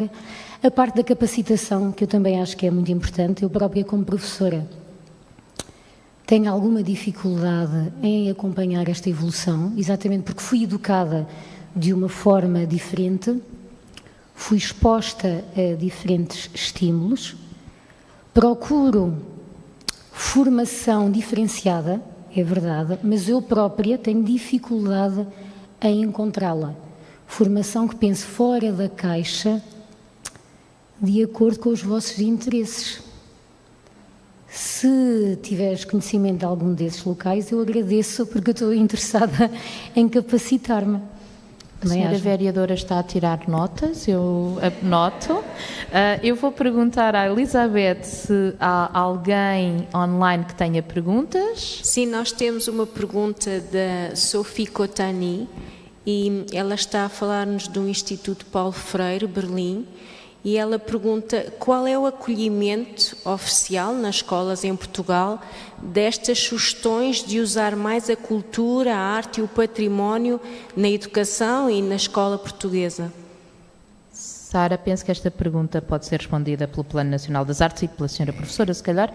E pelos alunos, não sei, logo vemos. Aquilo que eu posso responder é que, em termos nacionais, que é o escopo do trabalho do Plano Nacional das Artes, tem sido francamente bem acolhido, a pontos de, ao fim de 4 anos e meio de implementação da estratégia, o plano já está a trabalhar com mais de metade das escolas do nosso país, e aqui falo-vos ao nível do continente, mas também dos governos regionais dos Açores e da Madeira. E acho que esta professora que falou antes deu voz a esse sentimento de quase, eu ia dizer quase um pedido de apoio, porque eu acho que as escolas sentem que verdadeiramente as artes e as culturas podem ser uma forma de enfrentar os grandes desafios que aqui falámos hoje, mas elas, para serem uma resposta, também têm que ser um caminho. Como é que se faz esse caminho? Quando toda a forma como nós vivemos, aprendemos, é tão diversa daquilo que se está a pedir. Como é que nós podemos acolher as perspectivas culturais e artísticas em todo o currículo, interdisciplinando o conhecimento? Isto é complexo, mas é altamente desafiador, e acho que as palavras do António e de todos aqui nesta mesa disseram isto muito bem, que é: temos que ser mais práticos, temos que ter uma escola menos ligada às teorias, temos que experimentar mais, temos que errar mais, como disse a Cecília, não é? O erro é um tabu para as escolas, mas temos também de ser capazes de questionar o currículo naquilo que são as suas verdades. E eu não vos falei, mas um dos princípios deste quadro que a Unesco está a apresentar é um pedido para se descolonizar o currículo, que é outro dos temas chave que as escolas hoje enfrentam, que é como é que olhamos para todos aqueles manuais e todas aquelas certezas e as colocamos numa perspectiva crística, pensando que aquela história não é a história única. Portanto, há aqui muitos desafios, e os professores, e agora olho novamente para a professora que colocou, precisam desse apoio, mas os museus precisam desse apoio. Portanto, Vânia, tu há pouco falaste da mediação cultural, falou-se aqui da importância da formação de mediadores culturais, e esse é outro dos aspectos que a Unesco também tem em consideração. Se não investirmos na mediação cultural, estamos a tornar este desafio ainda mais complexo. Posso só fazer um apelo? O ano passado foi o ano em que se celebrou o centenário de uma mulher absolutamente extraordinária, que foi a Madalena Perdigão. E ela disse, e teve o privilégio de trabalhar na Gulbenkian, e foi uma pessoa a quem devemos muito a educação artística nas escolas e também em contextos não formais. Ela dizia uma frase importantíssima hoje, que é: temos que correr riscos. E temos que correr riscos na educação, na governação a nível local. Temos que investir, mesmo quando não sabemos que de certo que vai sair dali algo que concretiza os objetivos. Temos que ser capazes de ser audazes e de investir, mesmo quando as propostas não estão todas terminadas, não têm um fim determinado à vista. Correr riscos é difícil, mas eu acho que é a única forma. Sara, em resposta, eu vou, enquanto moderadora, roubar o micro e dizer que o Plano Nacional das Artes faz nas escolas um papel extraordinário no que diz respeito ao cumprimento e ao sonho da Carta de Porto Santo, mas eu dizia à Sara, em off, há 3 ou 4 dias, que era necessário um Plano Nacional das Artes para as instituições culturais. E eu não digo isto de ânimo leve, porque nós podemos ser o motivo, podemos ser parte do processo, mas também dentro destes espaços, que são estas casas muito solenes, muito pesadas, nós aceitamos projetos sem grandes coisas, sem grandes burocracias, mas podemos pensar, de facto, que o Plano Nacional das Artes tem de sair. A escola é um lugar seguro, mas há outros lugares seguros para onde se pode ir, e deve ser possível pôr mais mantas ao chão em mais sítios, não é? Nós tivemos uma conversa aqui curta, roubámos parcialmente ao público. Pergunto se alguém no público tem alguma pergunta. Ainda temos 3 minutos. Uma pergunta?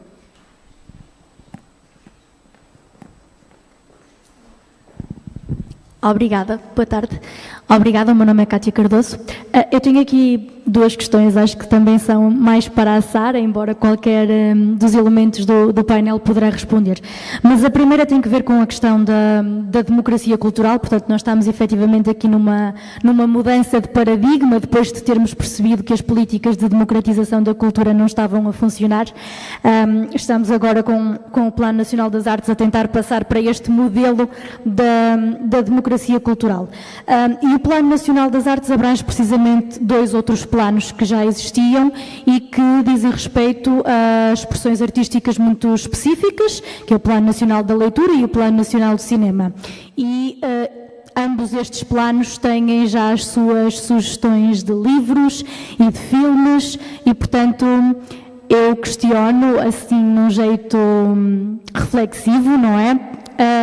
Se não há aqui, ou seja, se isto também não deveria ser alterado, se também aqui para a construção destas listas não deveriam ser ouvidos os jovens, porque nós não podemos falar de democracia cultural e depois fazermos aqui uma imposição do gosto, por assim dizer, e levarmos algumas obras de arte na literatura e no cinema, considerá-las legítimas, utilizando aqui a expressão de Bourdieu quando nos fala da legitimidade cultural, e depois outras por não estarem, e vemos às vezes até algumas pessoas que se insurgem, nomeadamente nas redes sociais, porque propuseram obras e elas não foram aceitas para integrar o Plano Nacional da Leitura, e portanto eu questionava se também aqui não está na hora de dar voz aos jovens e de lhes permitir que possam propor livros e filmes para estes dois planos que são abrangidos pelo Plano Nacional das Artes. E a segunda questão, tendo em conta que se falou aqui muito da inclusão e dos vários tipos de inclusão, nós, se formos ao site do Plano Nacional das Artes e se formos ver as escolas que aderiram ao Plano Nacional das Artes, reparamos que, e eu aqui confesso que não sei se o mapa está 100% atualizado, até porque há sempre escolas novas a aderir, mas verificamos que há mais escolas aderentes no litoral do país do que no interior. Portanto, como é que nós conseguimos chegar a todas as escolas de uma forma mais igualitária, mais acessível, mais inclusiva, tendo em conta o atual mapa das escolas aderentes do Plano Nacional das Artes e também, talvez não seja ainda uma opção, mas eu já agora avanço perguntando se poderia ser ou não uma solução, que é transformar aqui de facto os currículos educativos por forma a que o Plano Nacional das Artes e as atividades que podem ser promovidas no âmbito deste Plano Nacional das Artes não sejam opções, e depois as escolas que optam por ter têm, e as escolas que por alguma razão não querem ou não conseguem ter não têm, e nós criamos aqui um mapa de desigualdades para a juventude portuguesa. Obrigada. Sara, olha, tens um minuto, não sei como dizer isto. Então, muito obrigada pela sua intervenção. Em relação à primeira questão, eu diria que ela é uma proposta e que vamos naturalmente inscrever, tem toda a razão. O Plano Nacional das Artes trabalha em articulação direta com esses outros planos e falarei de imediato com as minhas colegas coordenadoras desses planos sobre a importância de comissariar os livros, os filmes, as músicas, enfim, sem dúvida que isso tem que ser feito e tem que ser feito o mais urgentemente possível. Muito obrigada por essa proposta. Não, mas eu vou tomá-la já como uma proposta. Devo-vos dizer que nós estamos agora a desenhar o plano estratégico para os próximos 5 anos do Plano Nacional das Artes e essa é uma proposta. Relativamente às assimetrias no território, em termos da implementação do plano, essa questão é uma das questões, dos grandes desafios do plano. No início começámos com 65 agrupamentos, curiosamente com uma rede de agrupamentos no Algarve surpreendente, cerca de 20 ou mais, e depois, naturalmente, olhando para um mapa do país extremamente desigual, onde as grandes cidades e o litoral são sempre os lugares de privilégio. O grande desafio do plano tem sido ir contactar as várias escolas que estão nessas outras zonas onde é mais difícil chegar até a democratização da cultura. Ela não é menos importante, ela é super importante porque é que assegura um direito constitucional de acesso.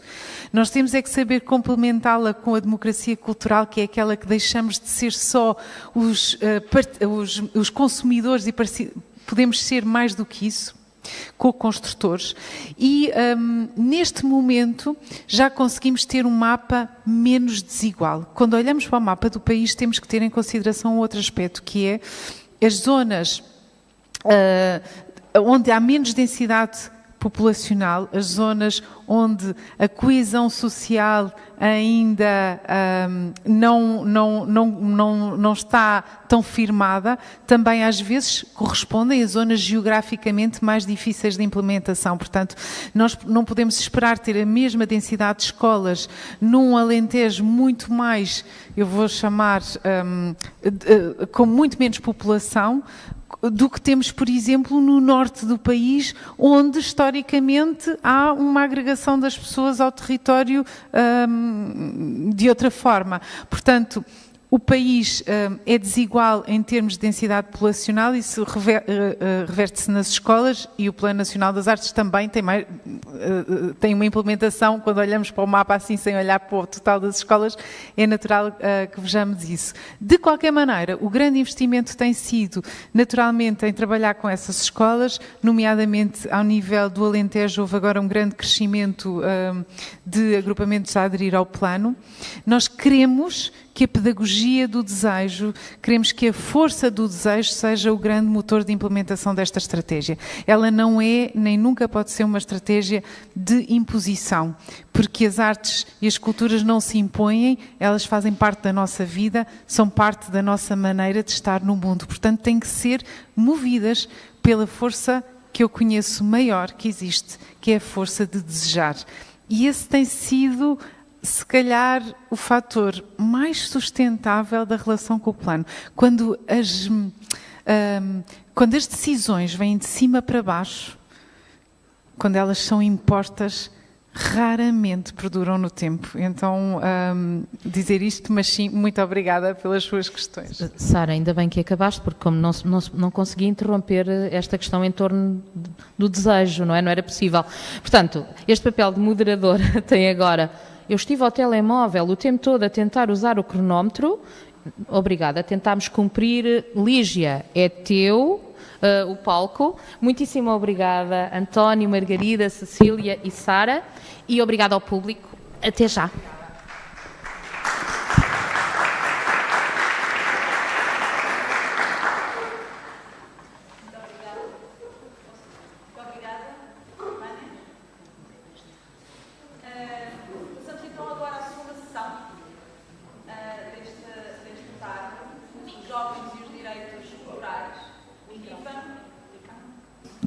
Ok, agora sim.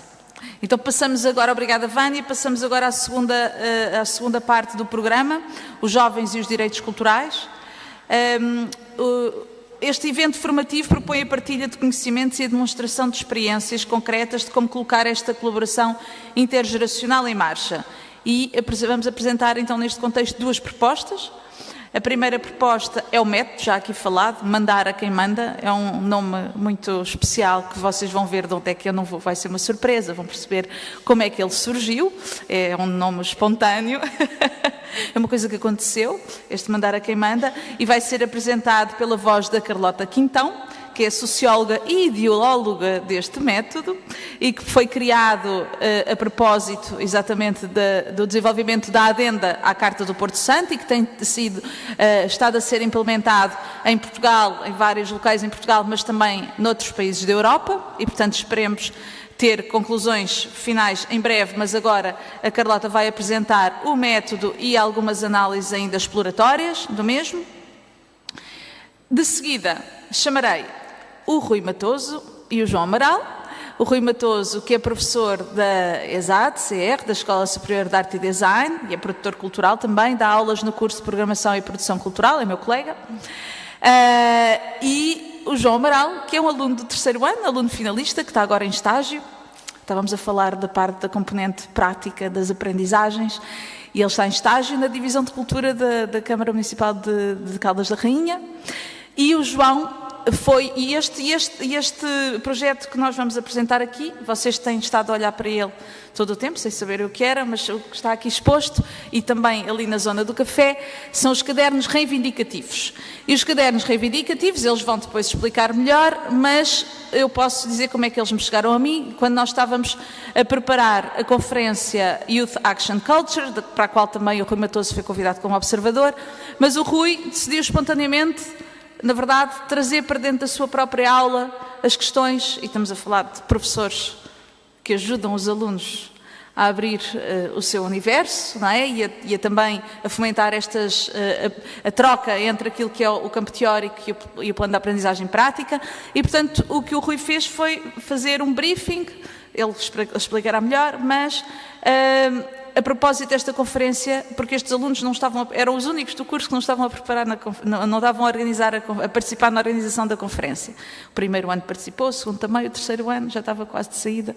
Então o Rui pegou neles e disse, vocês também vão participar, e portanto o que eles fizeram foram estes cadernos reivindicativos, e portanto é um trabalho exemplar sobre direitos culturais, que foi muito importante depois, na altura da conferência, foi exposto, mas não foi devidamente apresentado. E portanto estão aqui representantes, professor e aluno, e portanto vão fazê-lo. Então passo a palavra... antes de passar a palavra à Carlota, vamos apresentar o vídeo que foi feito com o patrocínio da Gulbenkian, exatamente com o patrocínio da Gulbenkian, e foi feito pelos Casota Collective, que são um coletivo de artistas aqui de Leiria, e, portanto, eles fizeram exatamente um documentário sobre este método e que foi, portanto, preparado especificamente para este framework, para este trabalho que temos vindo a desenvolver. Portanto, ficam com o vídeo e a seguir a Carlota vai-vos apresentar o método. Obrigada.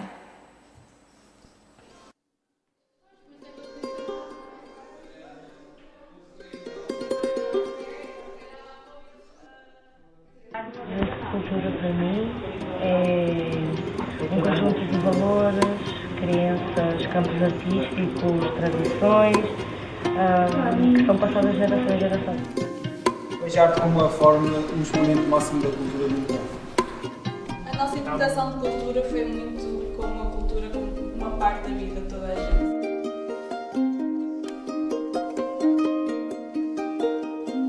A cultura para mim é isto, é encontrares a tua identidade, é conseguires fugir de um meio em que é o teu, porque te meteram lá, mas que tu não tens que ficar. Se nós não tivermos recursos financeiros aqui em Portugal, é normal que a gente não diga nenhuma para a cultura.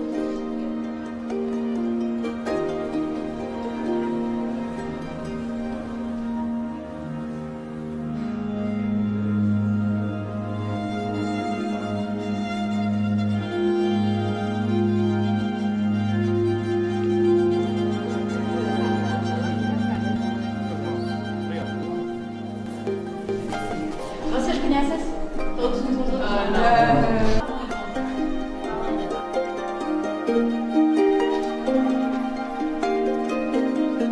Espaços seguros sem julgamento. Se começam assim, a cultura para mim é...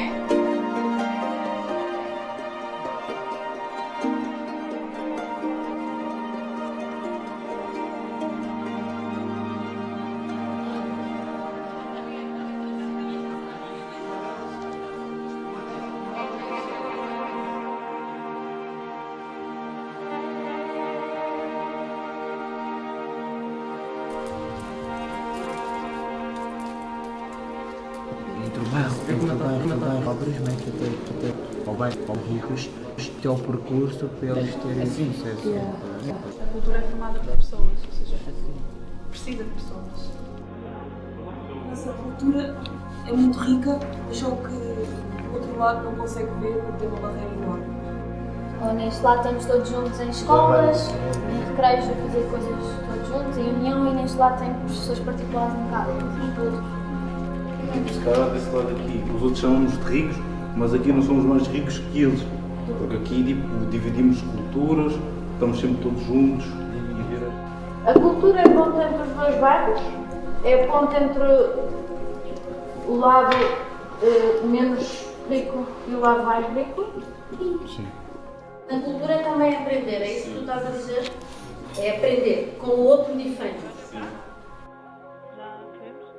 No público, e eu gostei muito dessa experiência. Foi uma parte de ver como a cultura tem o cariz político e como é que o espectador pode às vezes tornar-se um bocado participante ativo na política, que também pode vir por esse caminho cultural. Eu sou uma pessoa muito criativa e quando estava no ensino regular eu sentia que era só mais uma. A gente não usava farda, mas eu sentia que estávamos todos fardados iguais, porque não pode ser assim. isto é o errado e não nos davam liberdade para explorarmos como seres humanos. Estamos mais numa cultura de, não só científica, mas também de pôr vergonha nas pessoas que vão para a arte. Pelo menos uma proposta, ideia, mensagem que queremos mandar a queimar. Ok? Aumentar o orçamento e melhorar muito, por exemplo, os transportes públicos. O acesso é muito importante para nos expormos a diferentes tipos de cultura. Nós queremos que a nossa cultura, que o que nos ensinam na escola, não seja feito de maneira uniforme e que seja consciente, empático. Foi uma experiência importante e que eu vou levar para a vida, porque eu agora sei o ponto de vista dos jovens que estão aqui presentes e eu sei que somos de sítios diferentes e mesmo assim tivemos a conexão, que a cultura é uma coisa importante e que nós precisamos levar isto mais a sério, nós e os políticos. Não estava à espera de ver essa comunidade e pessoas que finalmente ouvem e falam e têm opiniões e gostei muito. A gente consegue fazer a mudança, a gente tem que ter a voz e a coragem para o fazer. Só basta dizermos o que está na cabeça, que eles vão de certeza ouvir.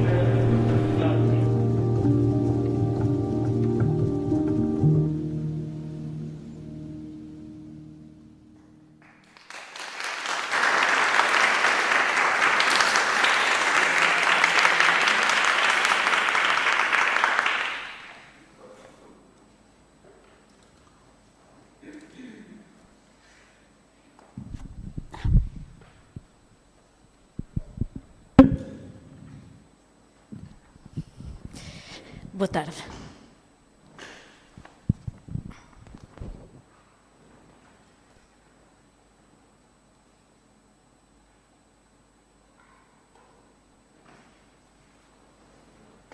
A capa está bem para já, obrigada.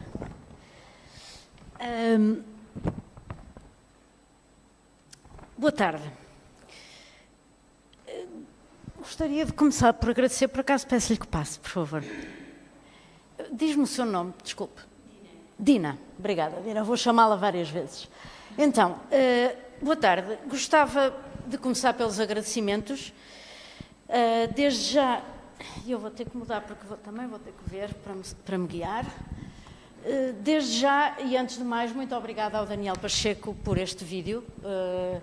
Acompanhou-nos nestas sessões todas.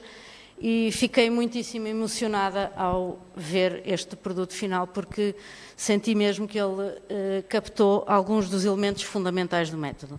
Por isso, antes de mais, obrigado ao Daniel, muito obrigada às minhas companheiras e companheiros da Associação A3S, com quem fiz um longo caminho que me trouxe a ser, como disse a Lígia, ideóloga, não sei o quê, e eu estava a dizer também à Sara, também trabalhadora braçal, porque estive lá, ainda estou aqui a tratar, ainda estamos em processo, portanto, à própria Sara, evidentemente, por me ter convidado por estar aqui.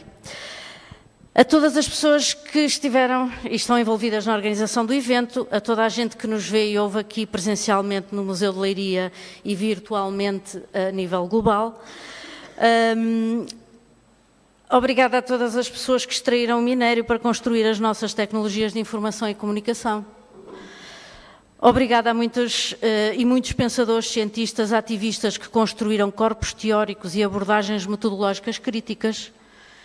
Obrigada a quem esta manhã limpou as casas de banho que estamos a utilizar durante o dia. Obrigada a muitas pessoas. Como?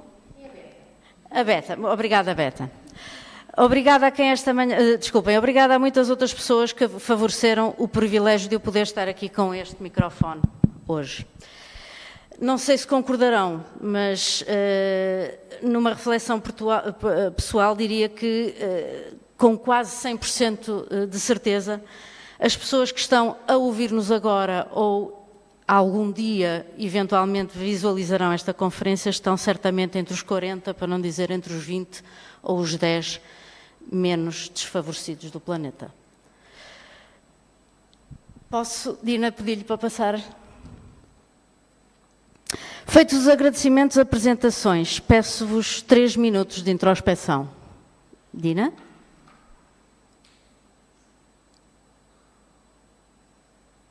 Outra vez, Dina, por favor. Obrigada.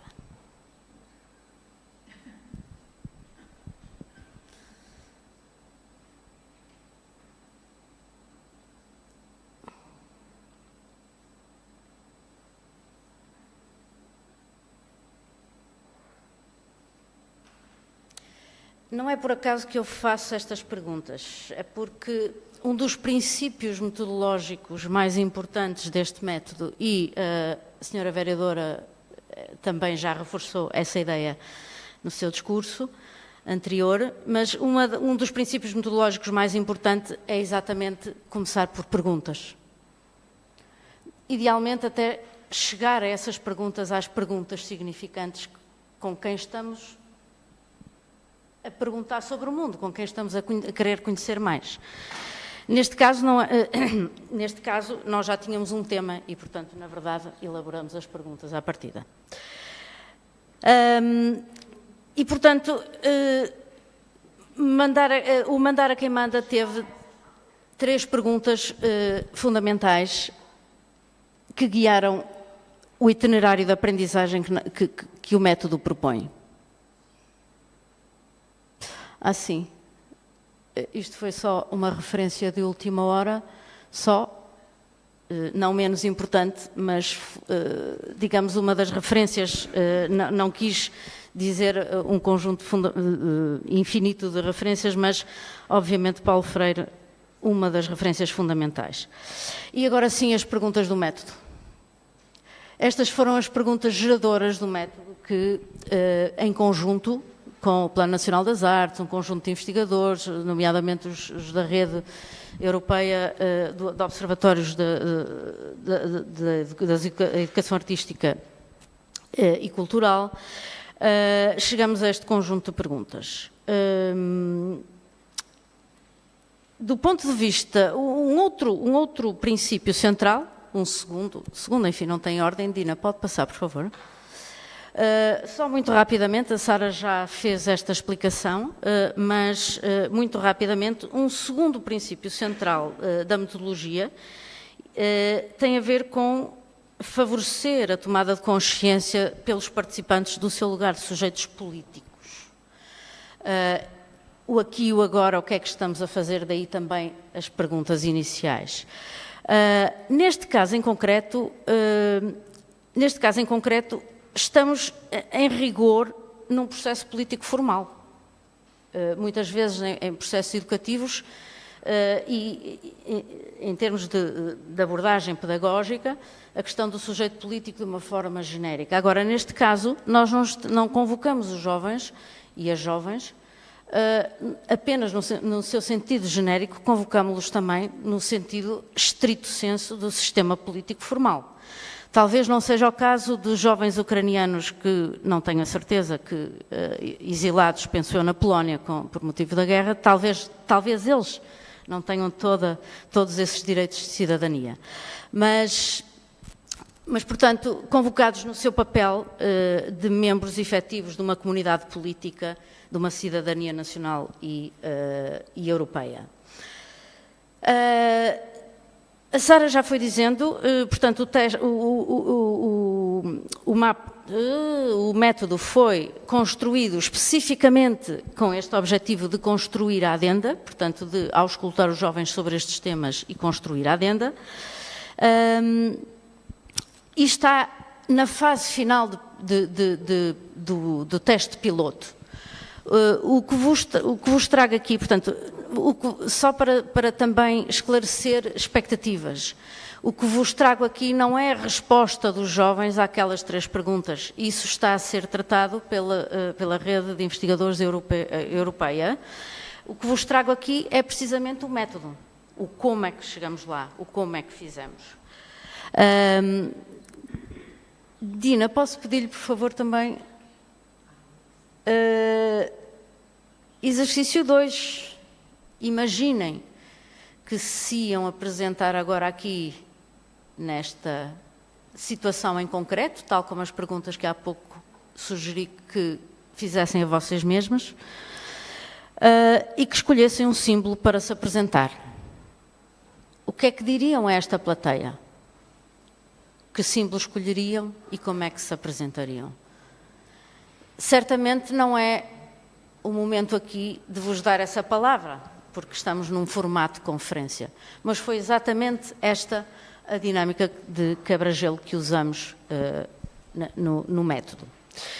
Então eu vou aproveitar, e peço à Dina para voltar a passar, obrigada, vou aproveitar o modelo exatamente que seguimos. E eu sou a Carlota e escolhi como objeto a filigrana.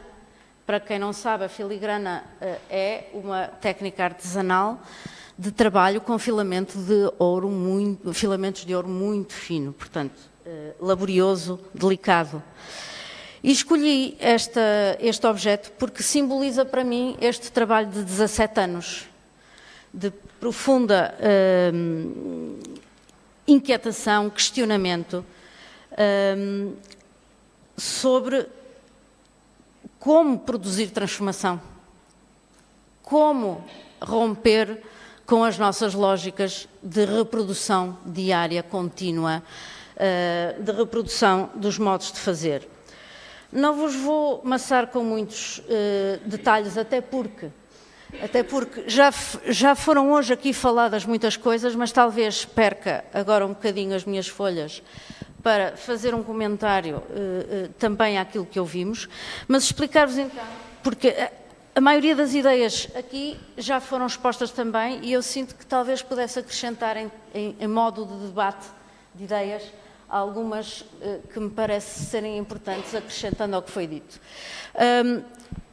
Nós começamos, falei na A3S e falei nas minhas colegas, primeiramente, há quase 2 décadas, vindas da sociologia, em mercados de trabalho de prestação de serviços como a avaliação, a investigação, a consultoria, a formação profissional, a facilitação de grupos. Portanto, mercados e espartilhos,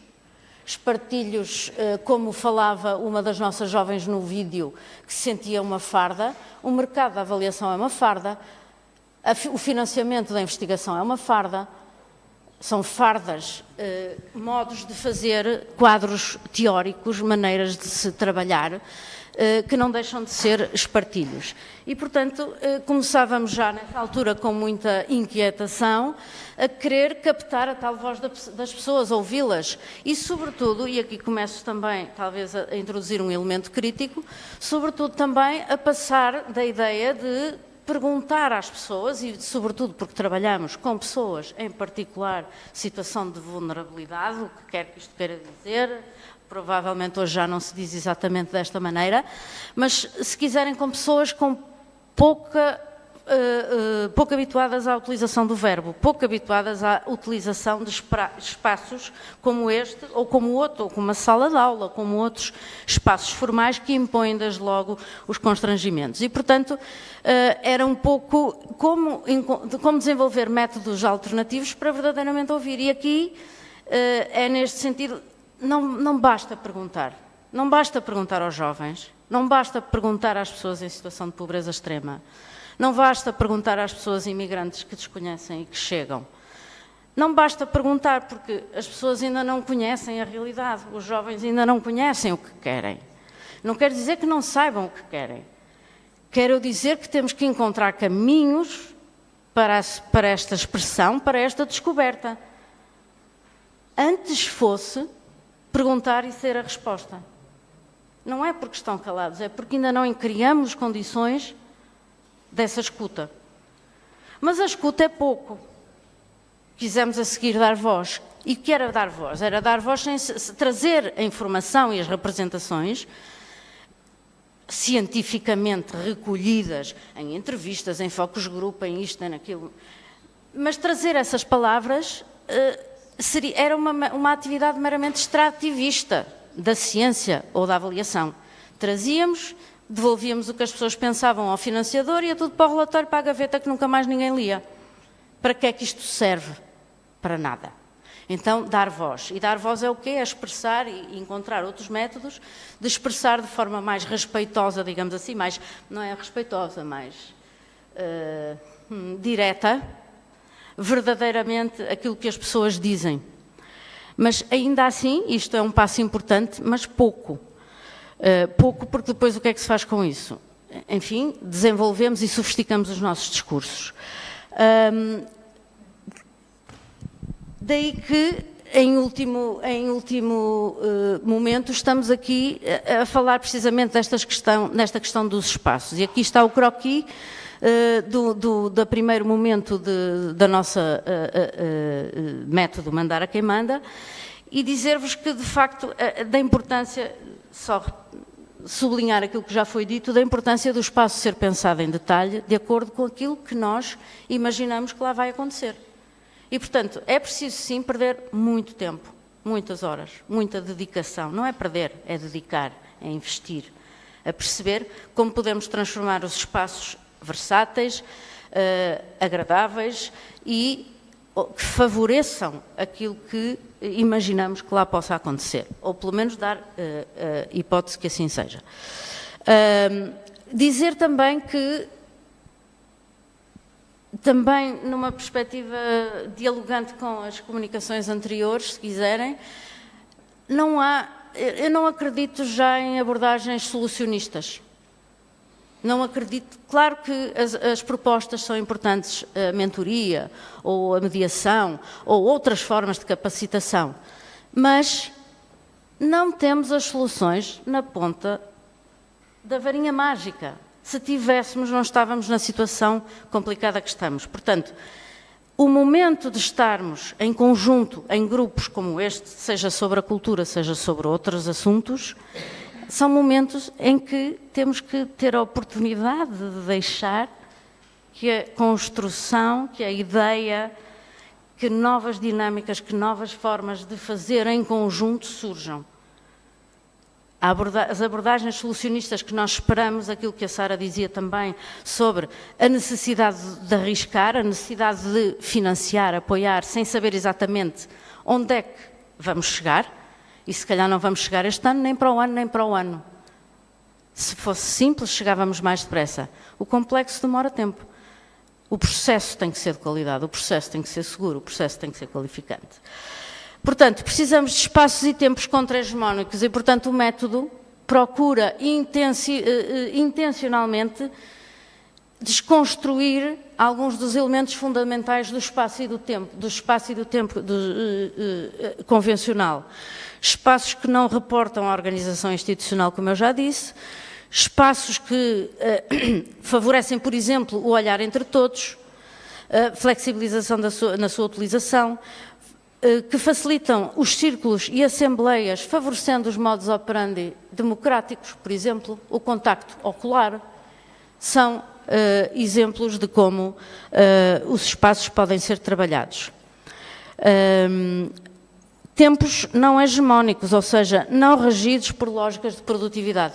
Não temos que estar todos a chegar a um fim, não temos que ter todos uma agenda. A professora Cecília também deu aqui alguma aproximação a este tema. Tempo para parar perante a veracidade, perante o mundo tecnológico que vivemos. Tempos de silêncio e introspeção. Não precisamos ter sempre barulho.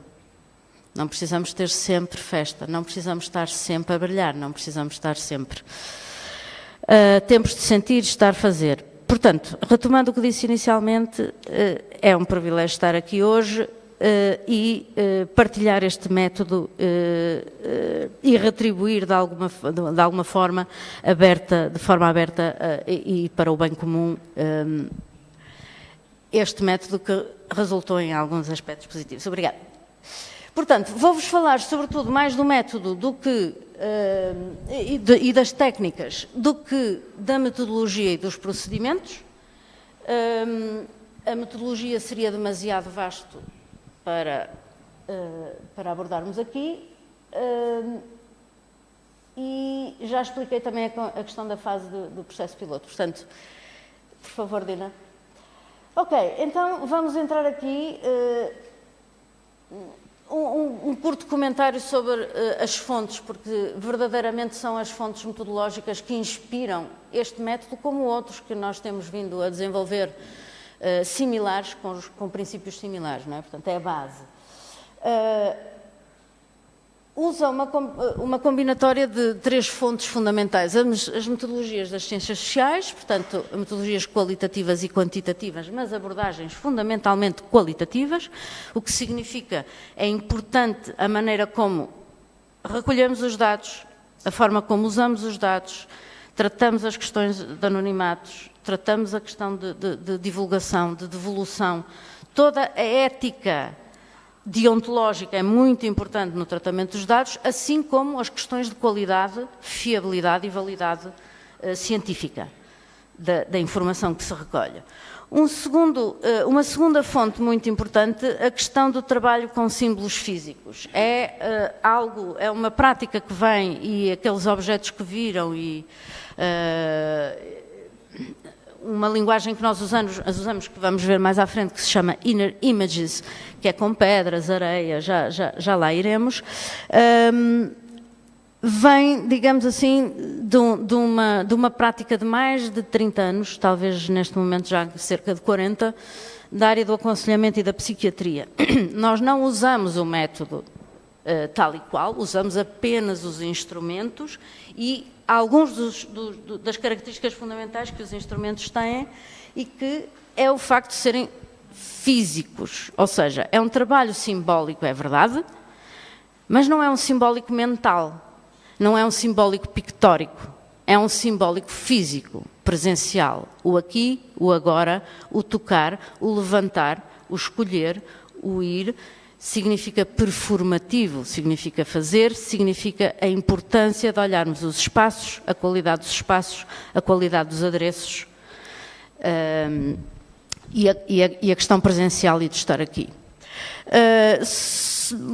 Algumas ideias sobre a inovação, fala-se muito de inovação, eu sinceramente estou farta que me atirem para a cara a inovação, porque é mais uma palavra daquelas profundamente nebulosas.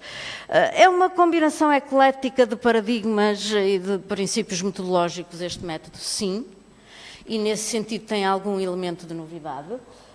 Incorpora um saber construído historicamente em filigrana, como eu dizia, de grupo para grupo, de trabalho para trabalho, com jovens e sem ser com jovens. Os adultos aderem muitíssimo bem também a outras formas de se expressar e de estar a pensar em conjunto. E depois esta ideia que repetirei mais à frente, mas quer dizer, há muito que muitos já teorizaram, praticaram e demonstraram o poder transformador daquilo que professam, e portanto às vezes o mais inovador é simplesmente fazermos aquilo que dizemos que devíamos fazer há 40 anos e que temos os discursos e os documentos orientadores cheios, mas depois implementar é mais difícil. E sim, esta questão de pensarmos até que ponto no dia-a-dia, na verdade, tendemos a reproduzir nas nossas ações cotidianas, ou se verdadeiramente temos também esta inquietação de nos questionarmos a nós mesmos e ter vontade de enfrentar isso. Já disse este assunto no vídeo, e daí também um particular obrigado ao Daniel, porque acho que ele realmente captou muito bem muitas vezes os grupos ficam completamente de mãos e pés atados, calados durante 20 minutos a fazer... E depois no momento, e cada um faz uma coisa e mal conversam uns com os outros. E no momento de fazer a apresentação e o debate, surgem explicações e mais explicações, e há sempre informação importante e ideias importantes que acabam por ser expressas. Portanto, não ter medo do silêncio, não ter medo de que... Porque estão a acontecer coisas, só que não é connosco. Se nos calássemos mais, se ouvíssemos mais, se não tivéssemos tanto medo do silêncio, se provocássemos coisas que acontecem interiormente. Assim como... mais tarde também fazemos um recurso a isso. Mandar a quem manda, portanto, o conjunto de princípios, que na verdade depois é também um guia orientador do itinerário. Criar espaços de reflexão, debate e partilha seguros, Como é que se cria esta segurança? Podemos ir mais tarde, não era isso, Lígia? É uma boa ideia. Mais tarde, se eu não me lembrar, vamos lá. Colocar cada participante no lugar de sujeito político, já falei sobre isto. Valorizar a diversidade e o encontro com o outro, com a alteridade. Isto foi uma ideia também já aqui muito expressa, mas sobretudo expressa também no vídeo e por muitos jovens que fizeram os jovens. Não é os jovens é jovens, nós todos não estamos habituados a conversar com o outro que nos é diferente. E não há nada mais transformador, não só conversar, mas fazer em conjunto. Não há nada mais transformador, ou pouco mais, quer dizer, isto é tão forte, tem surgido de forma tão forte nesta prática que é mesmo importante. A metodologia tem a função de guião estratégico, ou seja, mas nós não estamos numa lógica produtivista, nem estamos numa lógica de superioridade enquanto facilitador relativamente ao grupo.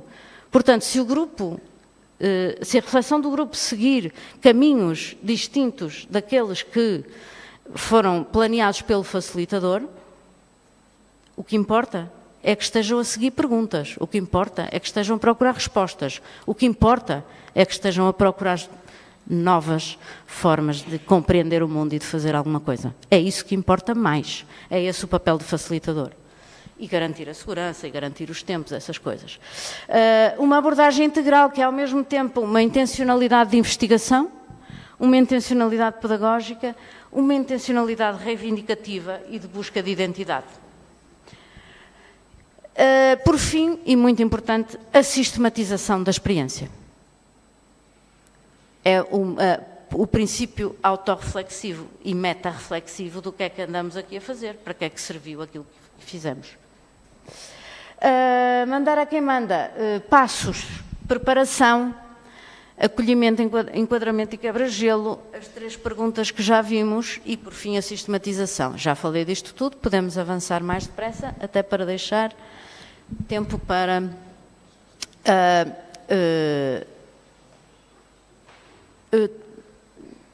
para as perguntas. Aqui é só dizer-vos que... exato, isto não... Desculpem, estava baralhada, foram só os círculozinhos que apareceram, estava aqui um bocadinho confusa. Era só para sublinhar com muita força, até porque isto saiu já digamos assim, da avaliação que as equipas de facilitação, porque o método foi experimentado em Portugal, na Polónia e Eslovénia, exatamente, e, portanto, saiu com muitíssima força deste teste piloto que a fase preparatória é muito importante, mas mesmo muito importante, assim como a fase final, não só de sistematização de experiência com o próprio grupo, como depois de devolução ao próprio grupo do relatório, do memorando daquilo que foi a sessão. Nesta parte ainda estou em falta, está em curso. Então, preparação, mandar a quem manda, composição do grupo, informação, documentação, tudo isto é importante começar a pensar desde o início. Que informação é que chega? Como é que os jovens vão ser procurados? Qual é a composição do grupo?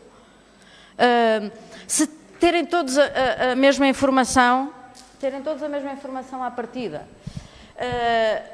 As questões de preparação burocrática e administrativa antecipadamente para quando se chega à sala, precisamente, se chega ao momento de estarmos em conjunto, precisamente todos esses elementos ao máximo possível. Isto é um desejo. Raramente conseguimos. Mas são orientações, não é? No sentido de procurar por elas. Dina, podemos avançar? Quebra-gelo, estabelecimento de regras. O estabelecimento de regras é um elemento bastante importante, muito importante, vem em todos os manuais de facilitação e, do ponto de vista democrático, diria eu, não há como, e de um ponto de vista da autorregulação dos grupos e de legitimação de todos, não há como começar pela questão do estabelecimento de regras. E isso é uma das formas, como dizia a Lígia também, de estabelecer condições de segurança, não é? É uma estratégia importante. Avaliação ex ante, individual e anónima, ou seja, do ponto de vista das ciências sociais, a utilização A utilização também de uma lógica, e é para isto que é importante as competências de ciências sociais, em metodologias de ciências sociais, a forma como se recolhe informação. Se, por exemplo, recolhemos a informação anonimamente no princípio, a pedir que cada participante diga o que é para si a cultura, logo no início, para antes de começarmos a discutir, termos uma ideia do que é que estava na cabeça dos jovens antes, o que é que estava na cabeça das pessoas antes, e anonimamente, para as pessoas não se sentirem expostas desde logo. Portanto, tudo isto é trabalho de filigrana. E ao mesmo tempo levamos para casa num saco, ao mesmo tempo que é uma dinâmica lúdica, levamos para casa num saco informação quantitativamente relevante, porque vamos levar um papel por pessoa. E, portanto, é diferente de estarmos a debater e tirar umas ideias onde frequentemente falam sempre os mesmos, não é? Portanto, avançando. O que é para nós a cultura? Isto foi feito com a técnica de Inner Images, portanto foram criados grupos e a partir de uma linguagem de pedras, de areia, de arame farpado, de ouro fictício ou pedras preciosas, de cocó, de vários elementos, pedimos aos jovens que fizessem uma representação da cultura. E depois o que sai daí foram algumas das coisas que também vimos no vídeo. Podemos avançar, Dina? Qual é o meu lugar na cultura? Aqui a opção foi de pedir a que cada jovem pensasse numa experiência mais significativa possível com a cultura. Que pensasse silenciosamente e que depois se posicionasse na sala, como se de um inquérito se tratasse, com a hipótese de resposta no chão, mas fazer a movimentação na sala, não é? Portanto, cria dinamismo, e em silêncio. Mais tarde, depois, essa partilha e não obrigar. Não é obrigatório toda a gente partilhar. Também há questões de gestão de tempo, mas também há questões de gestão de quem não quer partilhar.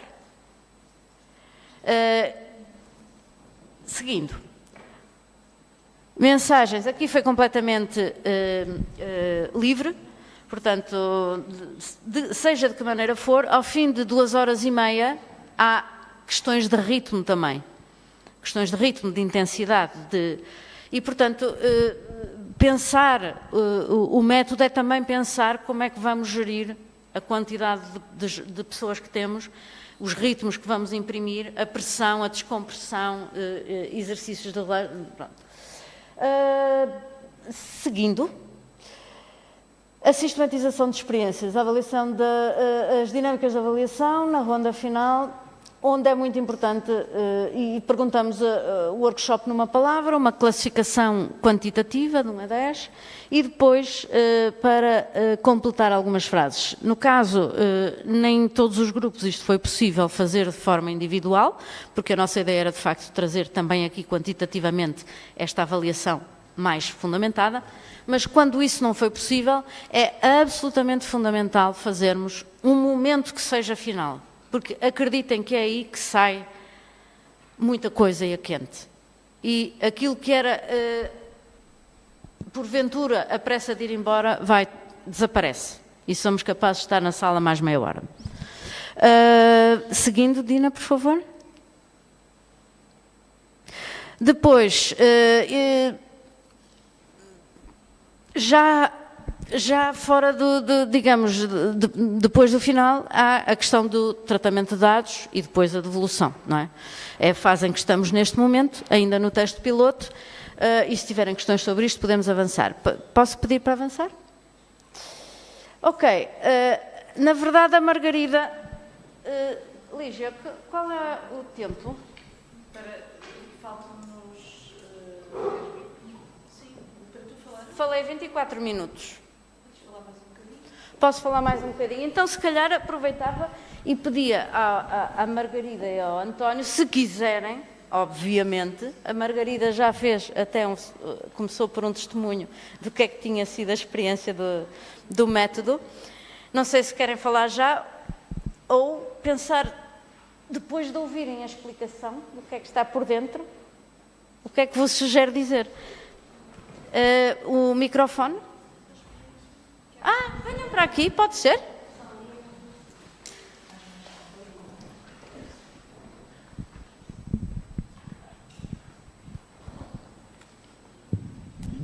Podes começar se quiseres. Por acaso, foi um bocadinho só. Só um bocadinho. Sim, eu não sei bem por onde começar. Se quiseres eu posso começar, não há stress. Tá bem.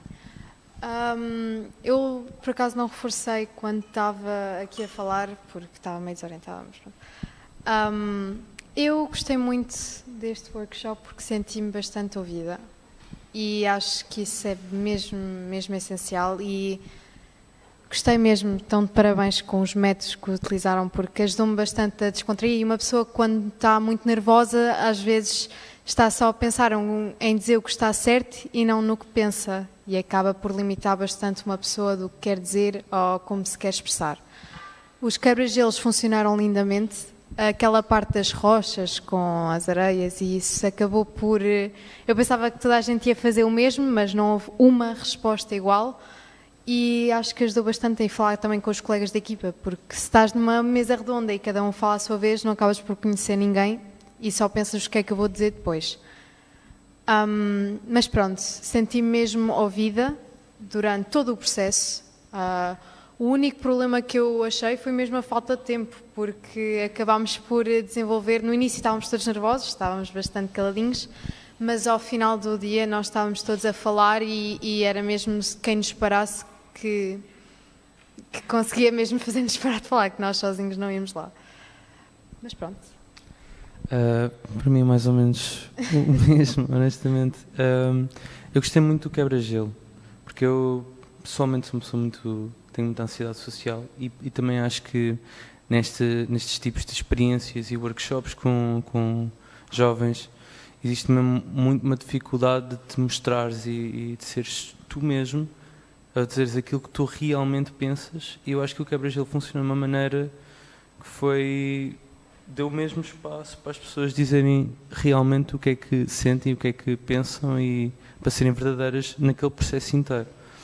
E também acho que havia muito pouco tempo, podia ter havido mais tempo para desenvolver, porque eu ainda reparei que havia muita gente que queria falar e queria dizer mais e queria desenvolver mais e pronto, é a única coisa que eu fico com pena também. Outra parte que eu gostei mesmo é que não havia qualquer tipo de pressão. Não me sentia obrigada a falar, nem a ficar calada, estava sempre à vontade. Não houve nenhum momento que fiquei assim mais direitinha, nem que pensei, será que eu disse a coisa certa?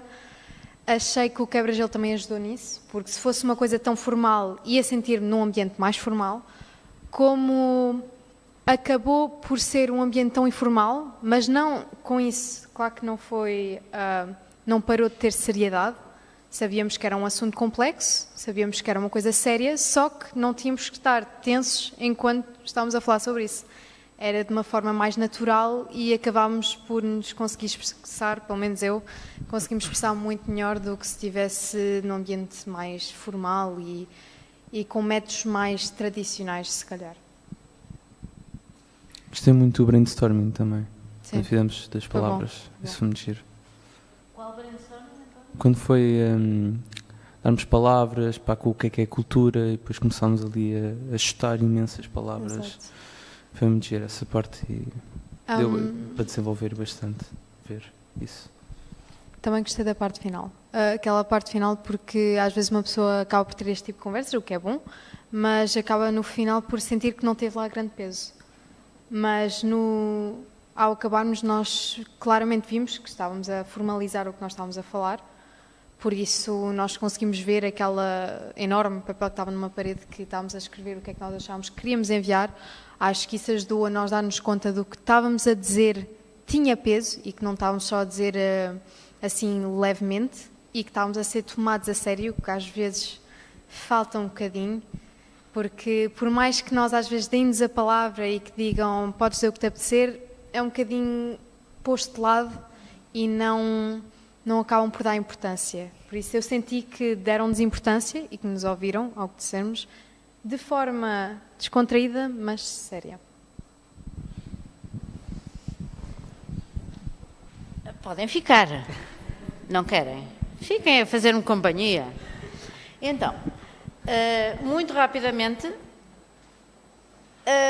Só dar-vos conta da avaliação, portanto, se quiserem, do tratamento da informação daquele último slide da fase de sistematização, onde se fez estas perguntas e que a Margarida estava agora também a falar.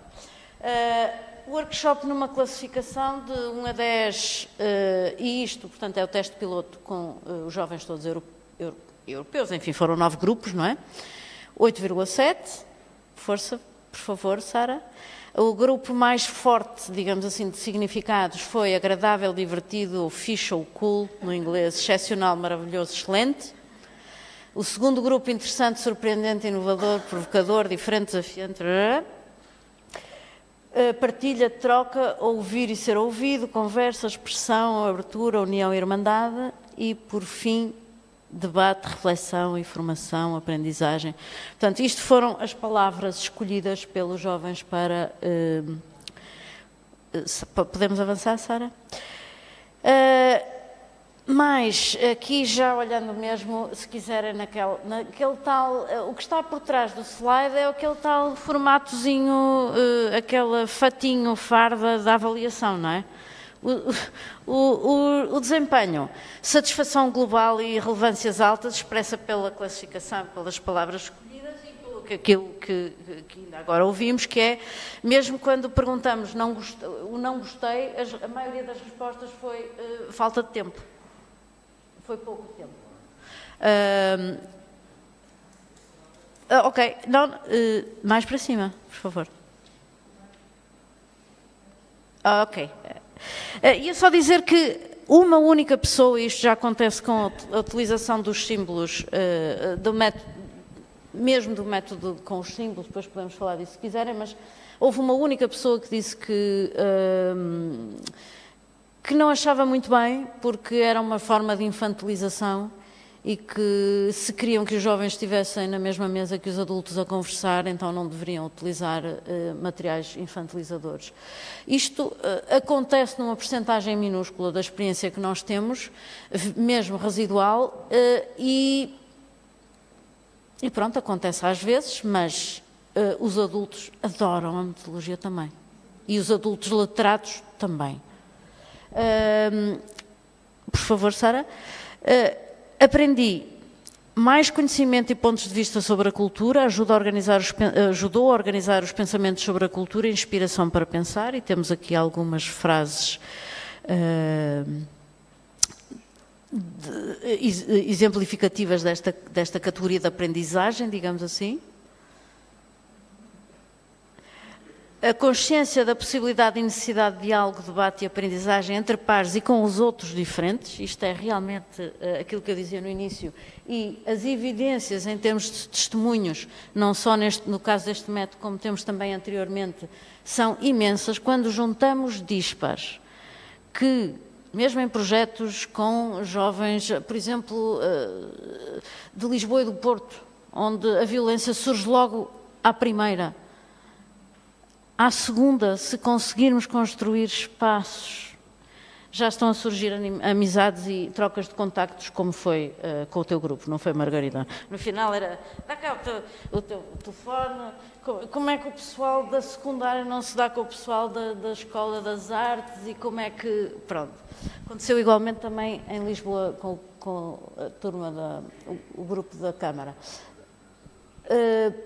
Produção abundante de mensagens e propostas e, portanto, as conclusões preliminares já estão disponíveis. Poderão ver, digamos, todas estas mensagens, bem como as respostas preliminares que os jovens deram ao que é a cultura para eles e o seu lugar na cultura, pelas colegas Luísa Veloso e Lígia Ferro, que estão a concluir esse tratamento de dados. E depois uma pergunta que nós não abdicamos, que é uma pergunta que na verdade é uma frase para completar. Surpreendeu-me, utilizamos sempre esta pergunta porque de facto dá muita informação muito interessante. Maior surpresa, atmosfera e facilitação, como tudo isto, e tivemos agora a escusa de avançar muito mais, porque já tivemos esta mesma testemunha aqui presencial. Consciência e autoconsciência sobre o que é a cultura através dos olhos dos pares, a surpresa do que é que os outros pensam, de que os outros pensam diferente e que também pensam similar, quando vestimos de maneira diferente, quando somos de bairros diferentes, como somos de escolas diferentes. E ainda uma outra surpresa menos referida, mas porventura não menos importante, é que os políticos querem ouvir-nos, não é? Isto é verdadeiramente surpreendente também. E bom, perguntas e respostas não sei se há online ou presenciais, mas temos agora ainda para gerir 20 minutos, talvez? 10 minutos?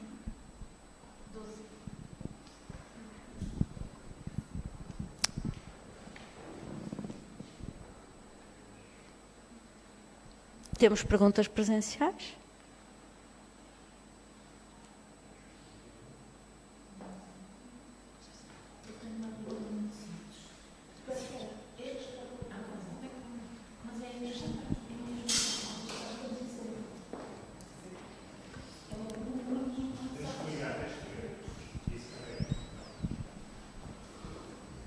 É uma pergunta muito simples. Esta atividade aconteceu em contexto de workshop. Já alguma vez tinham feito alguma coisa semelhante em contexto de sala de aula? Ou na escola? Sim.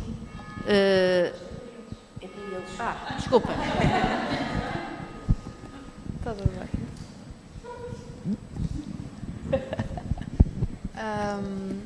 Desculpa, pode só dizer-me um bocadinho como assim este tipo de coisas? Falar sobre a cultura, este tipo de experiências diferentes? Eu não...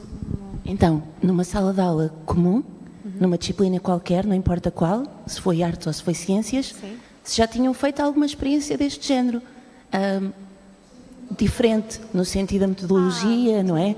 No sentido de questionarem coisas que não são do âmbito ou daquilo que era expectável que vocês estivessem à espera. Ou seja, se a escola onde vocês têm andado proporcionou de alguma forma, por um professor ou por um mediador artístico ou por um artista residente, alguma experiência destas em contexto de sala de aula, não fora, em contexto de sala de aula. Contexto de sala de aula? Acho que à partida não. O máximo que eu tive foi mesmo, exato, é o que eu ia falar, era a minha professora Célia, a Cecília, desculpa, hoje estou bem.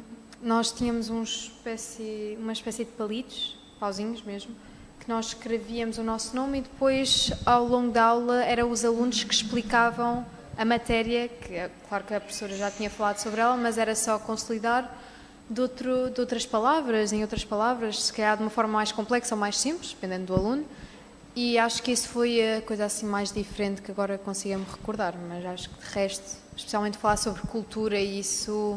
Não tive outra oportunidade, não. Assim, assim dessa metodologia, não. Se calhar não. Eu, se calhar foi mais no ensino básico, em relação a ter uma espécie desse tipo de ambiente de sala de aula. Se calhar já tive com educação sexual, coisa assim do género, em que fala-se muito sobre questões morais e não sei o quê, o que é moralmente correto em relação essas situações. Isso foi o máximo que eu tive em relação a isso, acho eu. E neste tipo de metodologia, assim, com coisas mesmo físicas, aquela coisa das pedrinhas e da areia, não, nunca, nem sequer perto disso. Por isso é que foi um choque assim tão grande quando cheguei à sala e vi isso. Gostariam que isso acontecesse nas vossas salas de aula? Sem dúvida, sim, acho que não há dúvida nenhuma que sim, acho que é muito melhor, uma pessoa acaba por estar mais confortável e expressar-se muito mais e sai muita informação importante que às vezes uma pessoa nem sequer pensa e isso dá essa oportunidade. Como eu disse há bocadinho, é muito importante haver essa confortabilidade com seres tu mesmo e quereres responder e fazer os erros sendo tu mesmo. Porque acho que, de facto, existe uma grande falta disso nos alunos de hoje em dia, que é conseguirem se expressar ou conseguirem sequer responder a perguntas que são feitas à sala de aula, porque não se sentem confortáveis no ambiente da sala de aula em geral, nem que seja com os colegas ou até mesmo com o professor, ou só o ambiente em si. Portanto, eu acho que sim, este tipo de coisas pode ajudar muito isso e pode beneficiar no comportamento e na força que os alunos têm para... Exato. E acaba por tirar um bocadinho aquela pressão que acaba por ter menos, as pessoas, pelo menos eu tive, menos medo de errar no que uma pessoa ia dizer, porque às vezes pensa-se mais em o que é que dizer que está certo no que o que eu próprio quero dizer. Por isso, ali vem aquela coisa de ser si própria. Torna a escola mais uma espécie de um bom desafio do que um pesadelo. Exato. Acaba por ser. Exato. Muitos alunos. Eu tenho uma pergunta, não sei antes vos dizer que, vocês dois deixam-me cheia de esperança no mundo. Pronto. Dito isto, pergunta metodológica nada divertida. Como é que selecionaram os alunos para os 9 grupos? De onde vêm estes alunos? Como é que foram selecionados?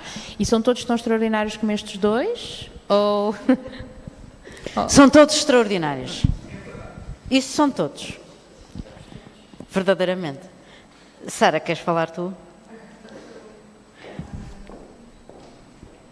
Eu acho que para um desafio destes, que a Carlota nos colocou, ela para já disse-nos, olha, eles não podem ser todos da mesma turma, não se podem conhecer todos bem, porque vão replicar no workshop as dinâmicas interpessoais que têm. E eu acho que isto foi para mim, se calhar, o maior orientador para poder pedir aos colegas que fizeram esta curadoria de pessoas. Não fui eu.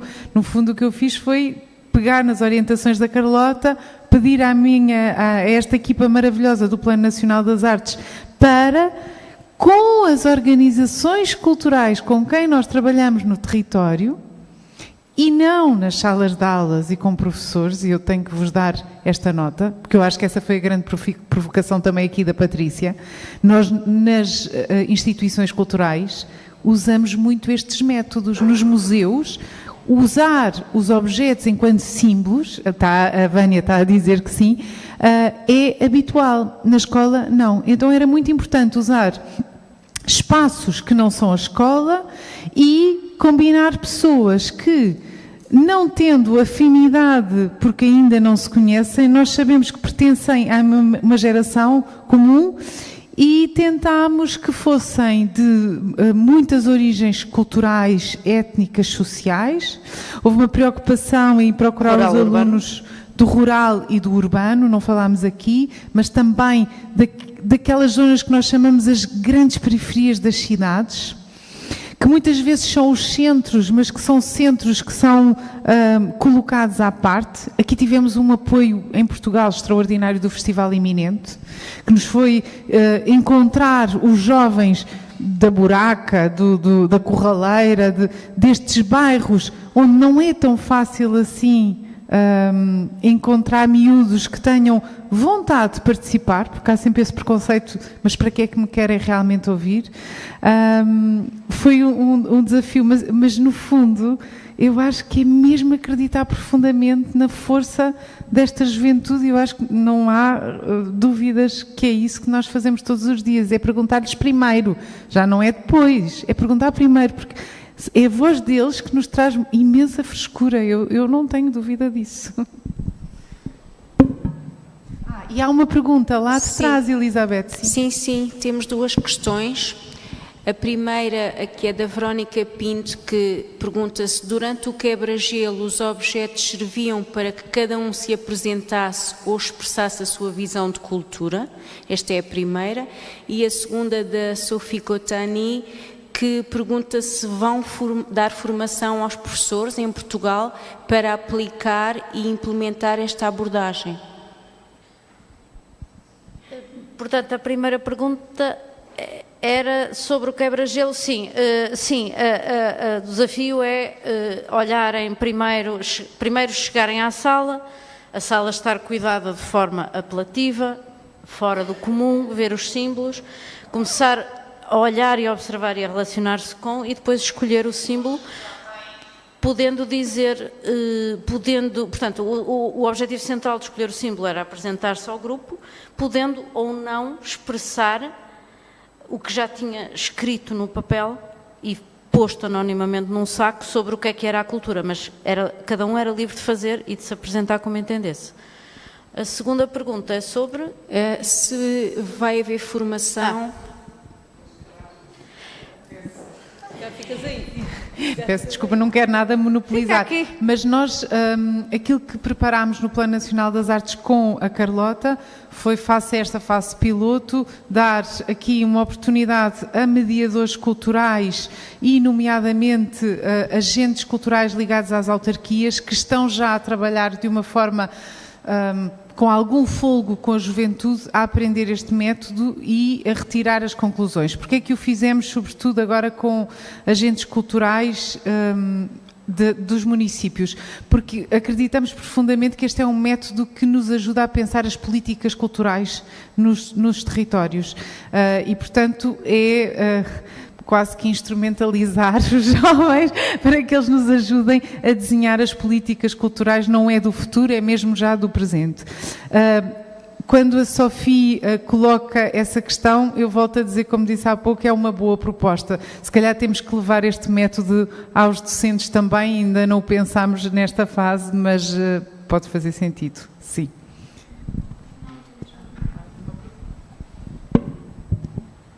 A minha questão é a seguinte: e levar mais mediadores culturais às escolas? Isso também seria uma ótima proposta, não? Levar mediadores culturais às escolas. O que é que vocês acham de levar mais mediadores culturais às escolas? O que é que são mediadores culturais? Sim, ou seja, gente que de alguma maneira está ligada às atividades culturais e de alguma maneira faz a ponte entre a mediação entre... Então, um mediador cultural a trabalhar numa escola é alguém que faz aquelas coisas em contexto de sala de aula todos os dias, assim um professor lhe abre a porta da sala para fazer essas coisas. O que tu achas? Eu acho que sim, de certeza, completamente. Não tenho qualquer dúvida. Acho que isso podia melhorar o ambiente de sala de aula. Muito provavelmente, sim. Sem dúvida, sim. Ok. Sem dúvida, sim, porque acho que às vezes até entre amigos uma pessoa não tem consciência que o teu amigo também está a pensar nisso. E é refrescante, porque uma pessoa, como não fala disso, pensa que é a única a pensar dessa forma e acaba por ser bom saber que os teus amigos também têm essa consciência de cultura e acabam por ter ideias que às vezes não são tão facilmente faladas noutro ambiente. E acho que é importantíssimo falar sobre tudo que é a cultura e ter acesso à cultura, porque acaba por diminuir até... as diferenças e... Ai, como é que chama? Já tenho uma branca. É aquela palavra de... Não. Os preconceitos e a discriminação. É isso, ok. Posso acabar? Só queria dizer uma coisa também, que é... esta questão dos métodos é muito sexy e muito procurada. Mas... eu só insistiria outra vez nas questões de partida e na questão do sujeito político. É que não basta fazer coisas que são divertidas, não basta fazer coisas que permitem pensar. É preciso querermos ir a algum sítio. Não é nós que facilitamos definirmos onde é que vamos. Mas é querer ir a algum sítio. Portanto, entre o efeito de moda e o efeito sexy e estar realmente a transformar ou a reproduzir, socialmente são coisas muito diferentes. Até acho que isso faz uma diferença até para quem está a participar, porque sentir que só estar a ser ouvido e depois não avançar depois disso é um bocadinho... tira um bocadinho aquela motivação de estar a ir. É por isso que até muitas vezes os alunos não querem participar neste tipo de coisas, porque sentem que vão estar a falar para nada. Vão estar a falar muito e não vão vou fazer uma coisa que é usar a prerrogativa de pessoa que gera a casa para dizer que a Patrícia não é uma facilitadora, mas ela explicou que era um mediador, e eu sou do museu que sei o que é um mediador que funciona a sério numa escola. O trabalho que eles fazem nos Marrazes e todos os agrupamentos escolares de Leiria, ela já não está lá, portanto, tanto melhor, agora já posso dizer isto com total franqueza e abertura, é excepcional, não é uma moda. Andam nisto. Não, apenas para deixar claro que há mediadores espetaculares. Os mediadores culturais e os mediadores artísticos deveriam estar nas escolas, e nas escolas o Plano Nacional das Artes tinha que ter esta relação com os museus mais franca, porque os museus fazem isto há décadas. Usar, não é esse método, dessa forma, mas usar algumas destas metodologias. Vou repetir, os Marrazes, num sítio de uma periferia centralizadora e central, com péssimo urbanismo, vou ser despedida amanhã, mas faz isso há 10 anos, talvez. E faz isso connosco diretamente. Portanto, isso é possível, funciona. Os mediadores artísticos fazem mesmo falta, Sara, mesmo, e culturais. Ora, duas professoras, e eu interrompi para dizer que não lhes chamamos facilitadores, mas existem. Talvez seja uma ponte entre o Plano Nacional das Artes e os museus mais clara. Desculpem. Prerrogativa dona da casa. Desculpem porque não era essa a intenção que eu queria dar. Só sei é que isto é de facto uma coisa que acontece. Fala-se em método e fica toda a gente muito estimulada. Mas o método só por si. Mas não era de facto, peço desculpa pela maneira como me expressei. Só dizer que é isso que está escrito nesta proposta da Unesco. É que a escola, para ser transformada, tem que trazer outros agentes para trabalhar com os professores. Não estou a falar de substituição, estou a falar de coadjuvação, estou a falar de ecossistema, em que todos os espaços culturais são espaços da educação. Portanto, a escola alarga-se para os museus, para as praças, para os sítios de património, mas os agentes da educação também passam a ser legitimados como agentes da cultura e vice-versa. Portanto, o lugar da Patrícia e o lugar de todos os artistas residentes na escola é legitimado pela proposta da Unesco e acreditamos mesmo que este é um dos fatores de mudança mais incisivo. O Plano Nacional das Artes, neste momento, posso-vos dizer que tem 214 artistas residentes em escolas no país, são 811 agrupamentos. Portanto, estamos confortavelmente perto dos 30% de artistas residentes em escolas. Isto é possível porque há um investimento público muito sério nesta medida, porque nós não falamos aqui, mas o financiamento também faz falta. Mas pronto, isso não é a questão aqui da nossa agenda, se calhar temos que passar. Temos que passar, pois é, se calhar chamamos já o Rui, chamamos já o João, porque eles têm que nos vir aqui substituir nesta mesa. Obrigada, e acho que tem uma série de propostas para nós.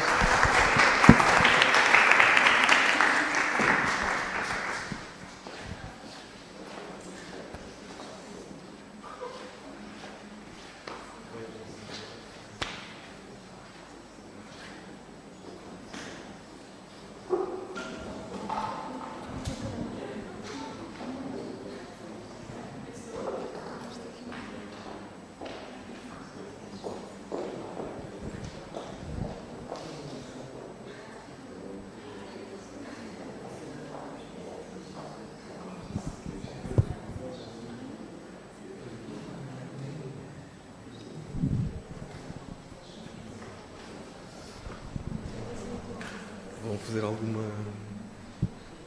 Como é que se chama?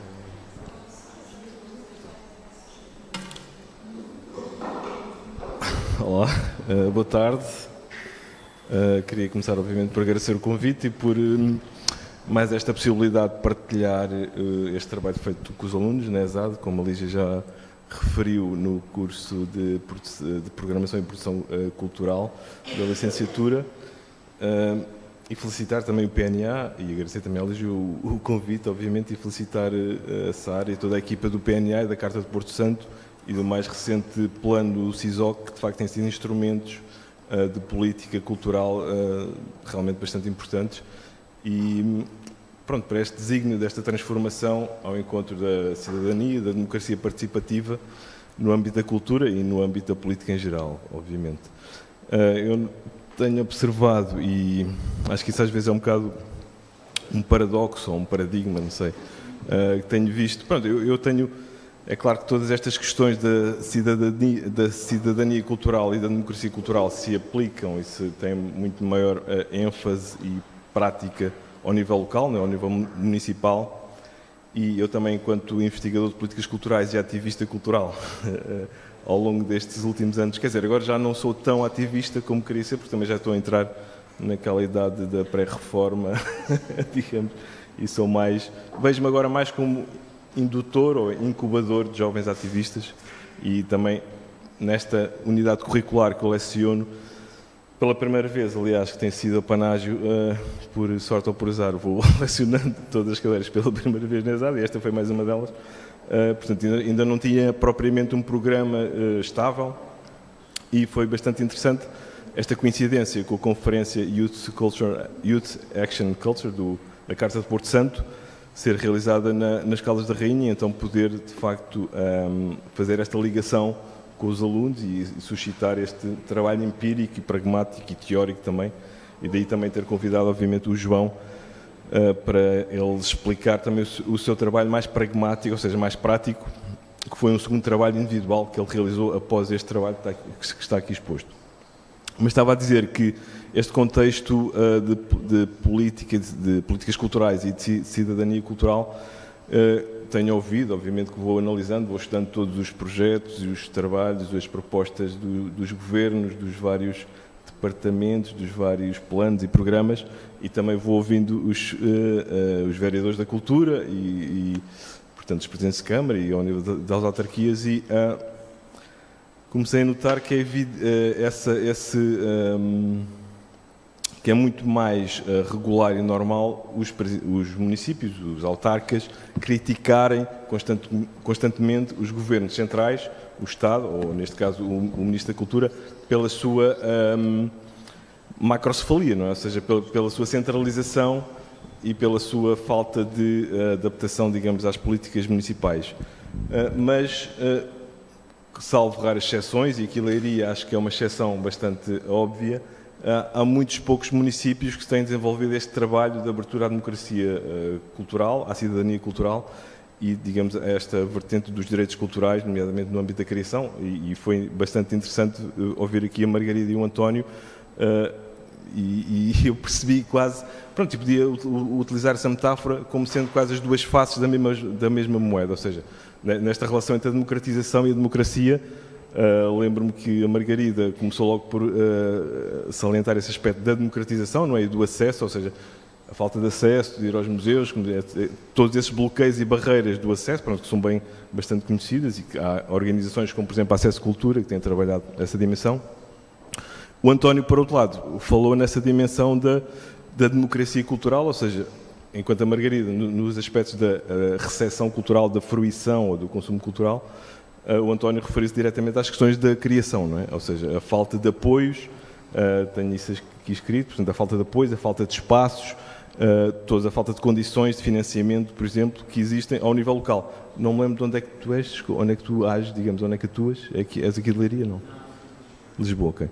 Pronto, imagina Lisboa, que já é capital, não é? Que tem muitos apoios, muitas organizações, muitos espaços, e tem um ecossistema cultural e criativo muito mais denso e muito mais expandido do que, obviamente, muitos territórios chamados periféricos, né? ou descentralizados. E ainda assim tudo queixas dessa situação de falta de apoios. Imagina, ou seja, e hoje em dia, ao nível das políticas culturais municipais, não é apenas a falta de apoios ou a falta de espaços, apesar da existência hoje em dia de todos os problemas relacionados com a falta de habitação e com a gentrificação das cidades e com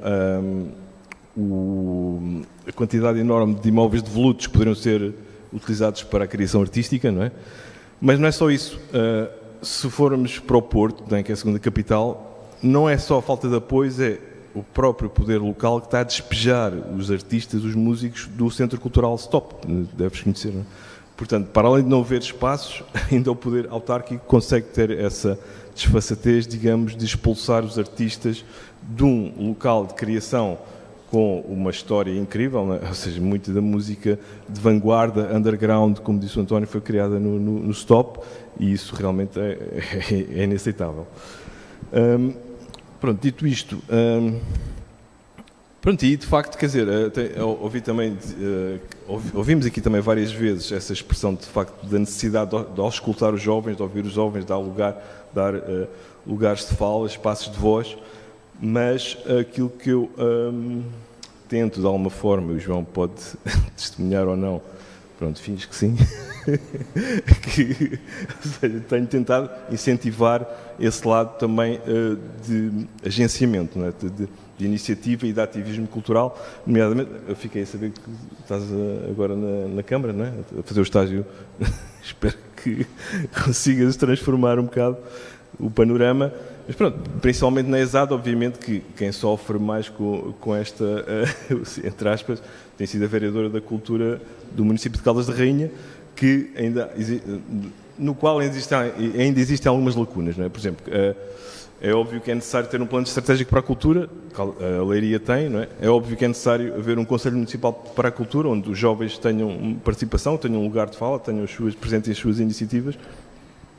É óbvio que tem que haver um gabinete de apoio a projetos culturais para que os mais jovens, mais inexperientes, consigam recorrer e socorrer-se e obter apoio, conhecimento ao nível dos vários programas de financiamento, da DG Arte, da Europa Criativa, etc. Mas também é preciso que haja os Conselhos Municipais de Juventude, por exemplo, que eu não percebo o que é que se passa com os Conselhos. Quer dizer, percebo porque há muito esta tendência para essa inércia, não é, dos vários organismos que vão sendo criados. Os Conselhos Municipais de Juventude realmente acho que não servem para nada, a não ser quando eu, quer dizer, daquilo que me lembro, nos anos 90, quando eu era mais jovem, de facto, serem apenas aquela local onde se combinava as festas, não é? Dos estudantes, etc. Depois, isso acontecia uma vez por ano, durante o resto do ano, aquilo não servia para nada.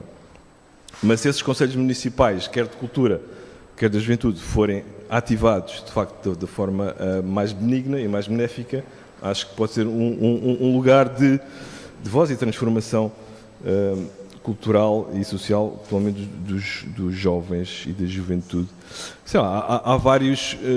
Pronto, ou seja, o que eu estava a dizer é que também não basta só ouvir, escutar e dar lugar de fala aos jovens, é preciso empoderá-los ou contribuir para o seu empoderamento e, de facto, politizá-los nesse sentido de participarem na vida pública local, não é? Porque não basta, de facto, ouvir jovens e não haver esse confronto com os autarcas ou com o poder político. E isso já é um outro patamar de ação, porque, de facto, os autarcas, na maioria dos casos, não são fofinhos, não é? Como se diz. Ou seja, não basta ter uma conversa amena e depois, porque há muita demagogia, há muita hipocrisia. Pronto, isto eu estou a falar pela minha experiência. Eu já fui ostracizado, já fiquei na lista negra dos... Ou seja, posso dizer que só um rápido episódio... já passa a palavra, desculpa. Um rápido episódio de tentar a referir sítios e locais e não sei o quê. Eu estava a colaborar com um teatro municipal de uma cidade periférica. Pronto, e o trabalho estava a correr bem, era até um projeto de comunicação bidirecional, no sentido em que era criar um suporte de comunicação, uma revista, uma magazine, etc., uma fanzine, em que os jovens, os espectadores, o público em geral pudesse contribuir com críticas de imagens, fotografias, ou seja, para ver esse momento também e que a comunicação não fosse só direcional, unidirecional, ou seja, do equipamento para o público, mas que o público também fosse, portanto, e tivesse aquele papel do espectador emancipado, não é? Pudesse contribuir, porque o público de facto não existe, o público cria-se e o público tem que ser, só existe a partir desse confronto e desse diálogo entre si próprio e com os outros públicos, não existe só um público. Estava tudo a correr bem, esse projeto, essa proposta dessa revista, dessa publicação, quando um dia o diretor do teatro, vá lá, que era um teatro que tinha diretor artístico, porque há muitos teatros municipais que continuam a não ter diretor artísticos, apesar de todas as reclamações, as reivindicações, e já agora foi preciso, no último mês, houve duas conferências, uma da rede de teatros e cineteatros portugueses e outra no âmbito do Teatro Dona Maria, aquela da Odisseia, em que o próprio Américo Rodrigues, o Diretor-Geral das Artes e o Ministro da Cultura tiveram que fazer essa chamada de atenção direta, é quase um puxar de orelhas, digamos, aos autarcas, no sentido de os municípios, os teatros municipais terem diretores artísticos com autonomia e com independência, porque sem isso não há, de facto, essa concretização das políticas culturais, não é? Porque é logo um abuso de poder que está bastante explícito no artigo 43 da Constituição da República, não é? Quando se diz que o Estado não pode programar a cultura e a educação e a ciência através de doutrinas, ideologias e etc., isso tem uma razão de ser, que é, de facto, nós na Europa e em Portugal, com a chamada política do espírito, né, com a ditadura de gosto, proibir a existência de uma cultura oficial ou uma estética oficial e essa programação, digamos, ser aberta e haver uma cocriação. Pronto, dito isto, desculpem lá esta introdução, mas só agora em relação aos trabalhos. Pronto, eu tinha aqui outras coisas que gostava de dizer, não sei se que horas é que terminamos. Que horas são já agora? 5h30, ok. Então pronto, vou passar entretanto ao João, só para agora fazer o enquadramento, de facto, destes suportes, destes pósteres. Isto partiu ou seja, eu leciono essa cadeira, essa unidade curricular que se chama, que tem o título de Direito à Cultura e Financiamento de Projetos, e como eu disse, neste ano letivo foi a primeira vez que eu dei esta unidade curricular, quanto a esta conferência, obviamente que era uma oportunidade de ter essa relação entre os alunos e a conferência do PNA nas Caldas da Rainha. Então, o que eu lhes propus foi um enunciado, o tal briefing que a Ligina há um bocado se referiu, com um objetivo muito simples, que era criar então um caderno reivindicativo. Portanto, existe um caderno, um documento, um PDF com mais reivindicações do que estas. Isso está num PDF que tem um link, depois podem pedir que naqueles Linktree, onde estão estes pósteres e onde está esse documento que é o tal caderno reivindicativo. E então, o que nós fizemos foi... Desculpa. Sim, podem. Portanto, o que foi solicitado aos alunos foi então dividir este trabalho em 5 eixos, com vários tópicos, obviamente centrados nos direitos culturais, e isto era um trabalho coletivo, ou seja, um trabalho de grupo. E esses eixos eram democracia cultural, depois com uma série de tópicos, políticas culturais, democracia participativa, os planos estratégicos, pronto, alguns tópicos que depois estariam associados a algumas referências bibliográficas e, para além destas referências bibliográficas e da pesquisa, foi também sugerido que os alunos auscultassem os seus colegas da ESAD. Portanto, para quem conhece a ESAD, é, digamos, um microcosmos e um meio criativo, um ecossistema cultural e criativo por si só, não é? Você tem alunos de teatro, de artes visuais, de design, de vídeo, de som e imagem. Portanto, para além destas referências teóricas e das discussões e debates que íamos tendo e das questões também levantadas pela Carta de Porto Santo, obviamente os alunos foram auscultar os seus colegas e a partir daí refletiram e propuseram então uma série de reivindicações que estão explícitas no tal caderno e nestes pósteres que foram selecionadas algumas. Pronto, só para terminar, então, democracia cultural, cidadania cultural, as questões dos direitos fundamentais, do direito à cidade, do pluralismo, desta questão também que já foi aqui referida, do agonismo e do dissenso, ou seja, porque é bastante importante que os mais jovens extrapolem um bocado e saiam um bocado dessa bolha criada ao nível das políticas locais, que é a questão do consenso operacional, ou seja, parece que toda a gente que vive naquela cidade, que a cultura é para todos, que a programação, toda a gente aceita, aquilo corresponde aos gostos de todos, portanto há essa bolha que a cultura não é segmentada também, que não existem diversos grupos e essa questão do consenso e do agonismo e do dissenso é bastante importante. Também do espaço de volutas, gentrificação, etc. São alguns tópicos. Depois, outro tópico sobre exatamente direitos culturais, diversidade cultural, educação e cidadania, arte e cultura. Pronto, para além das referências da Carta de Porto Santo, do Plano Nacional das Artes, a Agenda 21 da Cultura, que também é um documento bastante interessante e pertinente para quem quer trabalhar na área das políticas culturais, que tem também uma série de recomendações. E já não me lembro qual é que foi o grupo que tu participaste, que tu entraste, qual foi o Direito à Cultura. Pronto, e esse trabalho resultou nos posters e no caderno reivindicativo. Posteriormente, no segundo trabalho, e daí o convite ao João, foi a intenção de criar um anteprojeto mais direcionado para a intervenção na vida pública e na vida cultural, com enfoque também nos direitos culturais e na cidadania cultural. E o João, de facto, apresentou um trabalho de projeto que, a meu ver, enquanto professor dele, também achei bastante pertinente e gostava que o João explicasse um bocado isso. Obrigado. Boa tarde a todos. Queria desde já agradecer o convite. Pronto, como o professor Rui explicou, isto foi um segundo trabalho em que nós tínhamos que realmente apresentar alguma coisa.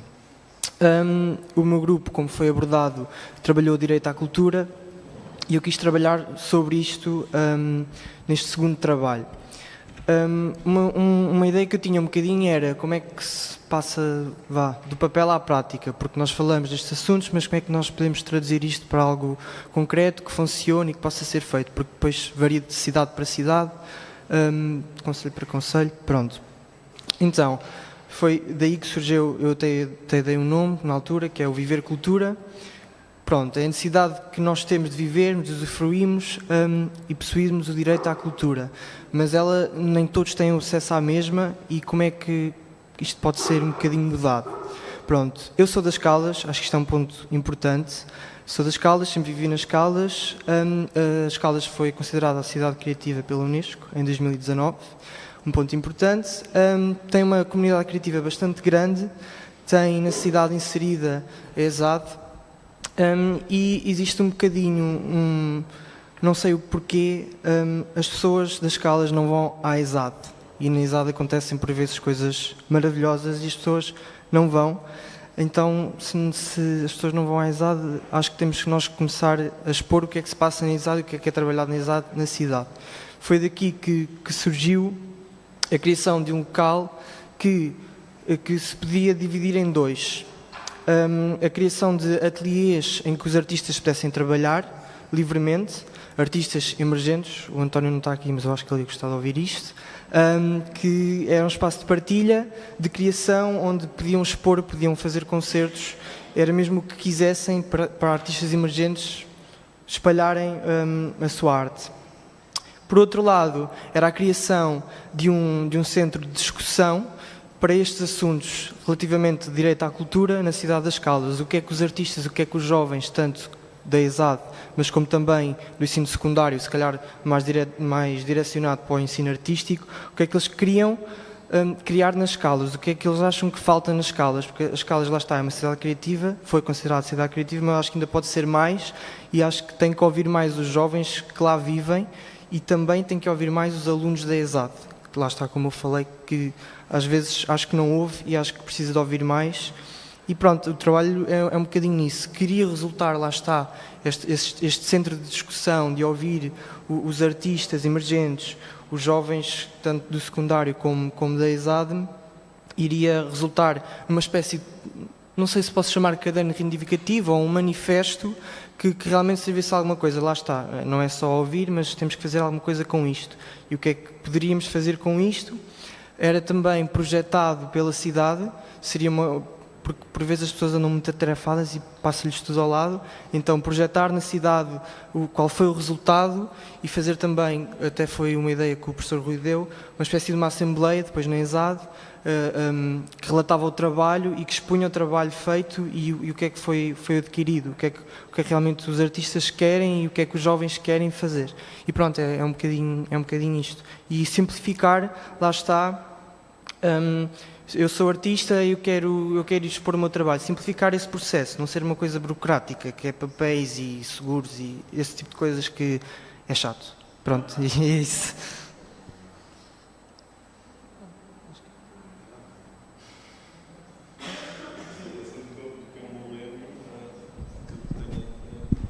Em mente agora, de facto, sim, é basicamente isso, ou seja, é um mecanismo, ao fim e ao cabo, que facilita essa apresentação, essa discussão e esse encontro e o João referiu-se apenas aos artistas emergentes, mas eu diria que também poderiam ser os produtores emergentes e os programadores emergentes, ou seja, um espaço aberto à proposta e à criação e também ao apoio. Agora, isto foi pensado em termos de ter uma duração, não é? Um projeto que teria uma duração, mas deveria ser transformado em algo mais sustentado, não é? E algo mais duradouro e algo mais estruturante.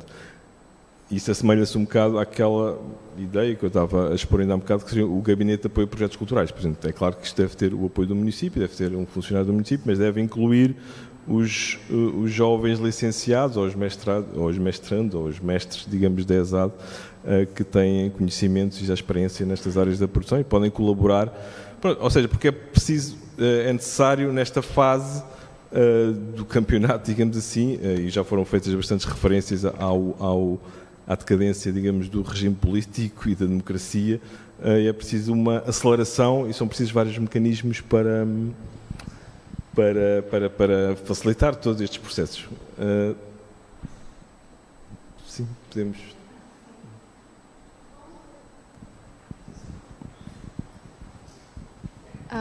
Aonde é que há esse tipo de... Estavam a falar que na ESAD havia umas coisas assim diferentes que podíamos ver. Como é que nós sabemos onde é que isso vai ser? E como é que nós sabemos quando e aonde é que isso vai ser?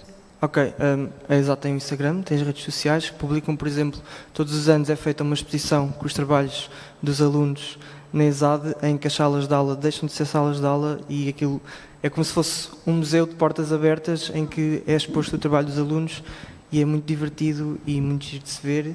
Eu próprio convidei uma pessoa que é das Caldas, que foi à ESAD ver e adorou e pronto, lá está.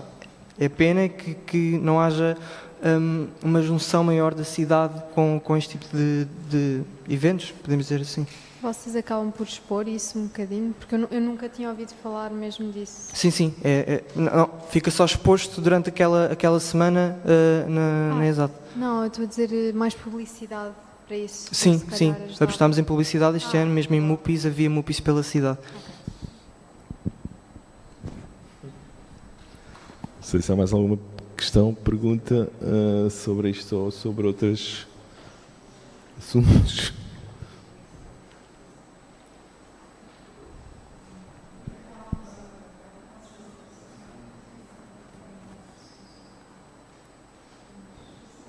Gostava de vos perguntar se este trabalho, que é absolutamente incrível, dos cadernos reivindicativos e que nós vamos, com a vossa permissão, colocar também no website que fizemos a propósito deste encontro e que vamos levar para o encontro da Unesco da Abu Dhabi, não esquecer.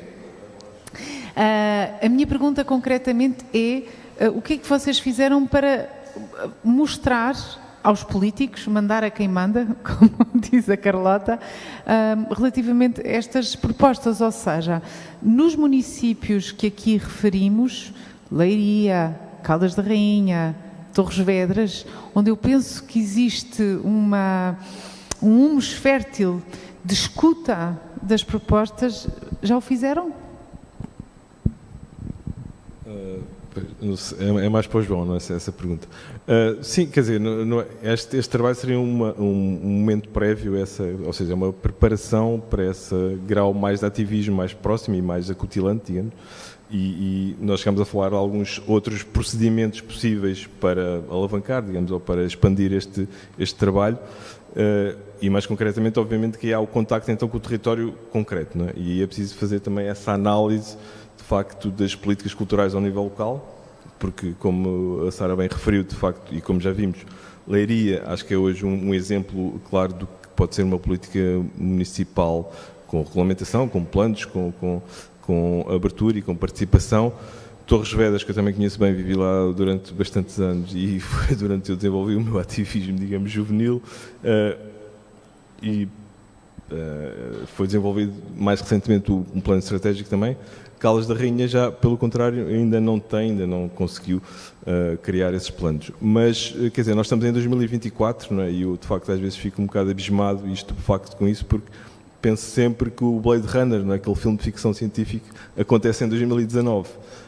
E nós já estamos depois desse ano e pronto, estamos numa espécie de há várias, quer dizer, eu por acaso escrevi, foi publicado agora esta semana naquela revista o Mill Magazine, onde eu tenho um texto, um artigo de opinião que se chama Abolir a Cultura Fóssil. Pronto, tem um bocado a ver com essa crítica, ao contrário do que se passa na esfera da ecologia, de facto, onde é preciso diminuir a temperatura em 2 graus, né, no mínimo.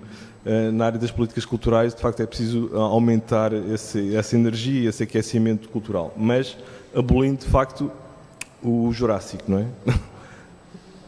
Abolindo essa dimensão do Jurássico. Pronto, e não vou abordar muito aqui essa questão, mas aconselho a lerem, não o meu texto, mas também a revista Mill Magazine, que este número é muito interessante, até também tem contributos da professora Carla Cardoso, da Lígia, acho que não, para não.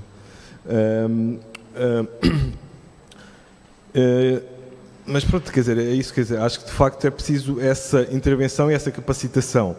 Alguns exemplos que eu tenho referido de como é que se pode fazer esse processo, e já agora pode ficar aqui essa sugestão para alguns jovens. Depois, por exemplo, o que é que eu faria no caso destes alunos ou destes jovens, a partir deste trabalho reivindicativo ao nível local? Por exemplo, seria a tal criação de um manifesto, ou seja, primeiro tem que haver um bocado esse espírito de unidade e de reunião dos agentes culturais e criativos que possam estabelecer algumas discussões e alguns debates setoriais, não é? Porque estamos aqui a falar falámos já de artes performativas, de artes visuais, mas há outras áreas da criação artística, da criação cultural, do património, das tradições, etc. Portanto, todos os setores culturais e criativos, a partir dessas reuniões assembleárias, haver uma proposta, um manifesto, um conjunto de recomendações e de sugestões ou de reivindicações, apresentar isso ao poder político, tentar discutir, de facto, com os autarcas, com os vereadores, com o Pelouro da Cultura, quando isso é possível. Muitas vezes não é possível, ou é só uma mera formalidade que depois não gera nenhum efeito, e começar, de facto, a ter outro tipo de ações mais ativistas, caso, pronto, que é essas discussões também aparecerem na opinião pública, serem discutidas, serem publicadas nos jornais, na imprensa local, e também o próximo passo seria fazer uma petição, ou várias petições, e apresentá-las numa Assembleia Municipal, por exemplo, né? E aí já é esse fator de politização que eu acho que é bastante necessário que os jovens assumam, porque, julgo eu, pronto, para além daqueles ativistas mesmo da linha dura, digamos, na maior parte dos casos, eu tenho dois filhos também com idades entre os 18 e os 20, pronto, e vejo os amigos, pronto, para além, é claro que há aqui vários fatores também que vieram atenuar um bocado, acho eu, essa capacitação, essa capacidade, não é? Com a questão do aumento de algumas depressões, com a questão da saúde mental e com as questões da pandemia, etc. Mas julgo que os jovens têm que ganhar esse ímpeto de serem agentes de transformação local, e isso acontece ao nível político. É preciso alguma energia, é preciso alguma capacidade organizativa, porque também costumo, quer dizer, tenho estado a pensar nisso, quer dizer, ao fim e ao cabo, não são os jovens que precisam da sociedade tal como ela está. Ou seja, os jovens, em termos de produção cultural, em termos de produção artística e criativa,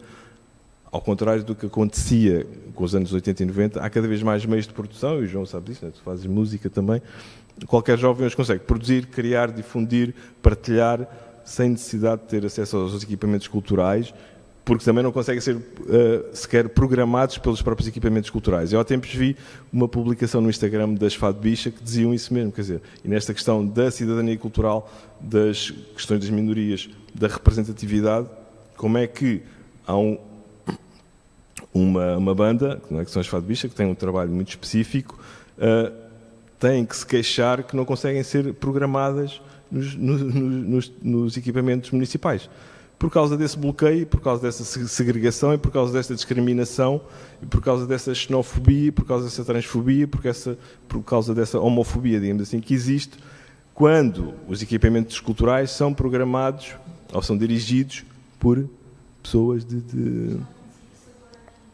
aqui. Pronto, ou seja, todas essas problemáticas, bloqueios, carecem de respostas que tem que ter em conta, digamos, essa fibra, não é? Esse combate, essa luta e essa estratégia e esta metodologia também que a Carlota Quintão também apresentou, também serve, obviamente, e é útil para consolidar e estruturar uma petição, por exemplo, não é? A partir de uma reunião assemblear. Portanto, isso foi experimentado e é possível e deve ser concretizado, saindo também um bocado desse espírito do consenso, não é? Ou seja, é preciso haver dissenso, é preciso haver discussão, é preciso haver debate no espaço público, porque há muitos projetos, obviamente, para uma cidade, para um município, que não tem que ser unânime, não é? Mas tem que ser enquadrado, tem que ser gerido, tem que ser partilhado, etc.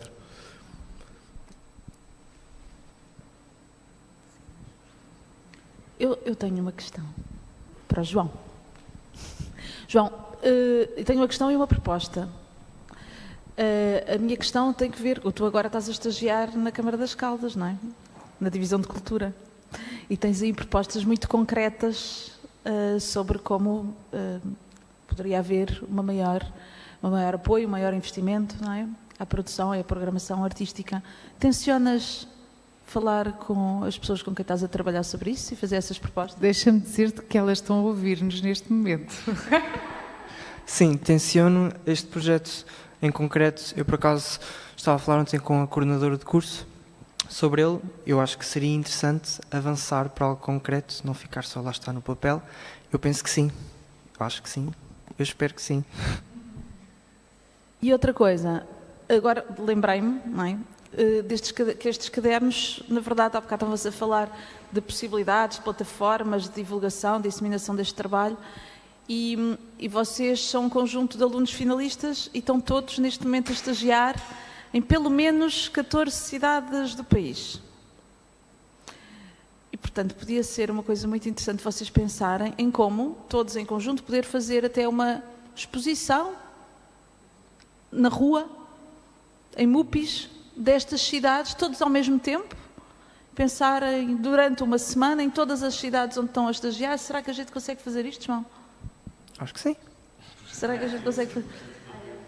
E colocarmos em todas estas cidades ao mesmo tempo, no fundo assinalando também que vocês também estão ali, que vocês estão a intervir, que este trabalho é vosso, que vocês têm um pensamento, não é? Articulado sobre isto, têm propostas concretas, e permitir que todos os decisores políticos nos locais onde vocês estão a ajudar também a produzir cultura, não é? Possam ler-vos e possam pensar mais sobre isso. É a minha proposta. Sim. Podemos reunir sobre isso para a semana. Na minha aula, na turma de artes, porque realmente às vezes a vossa voz tem mais potência do que a de um professor. E eu gostava muito de convidar, até como membro que agora está a estagiar na Câmara, trazer as novidades, explicar bem o que se passa na ISAD, porque por vezes a nossa escola tem 1.200 alunos e depois tem mais 400 nas outras escolas, e uma pessoa com o Plano das Artes às vezes é muito pouco, apesar de eu ter um grupo fantástico e de sentir que trabalho com muita gente, mas uma voz como a do João, numa aula de alunos que estão a terminar o 12º e que estão ali completamente alertados para conhecer melhor a ISAD, eu gostava muito que isso fosse possível, se fosse do seu agrado. Sim. Eu e a Lígia já temos encontro marcado.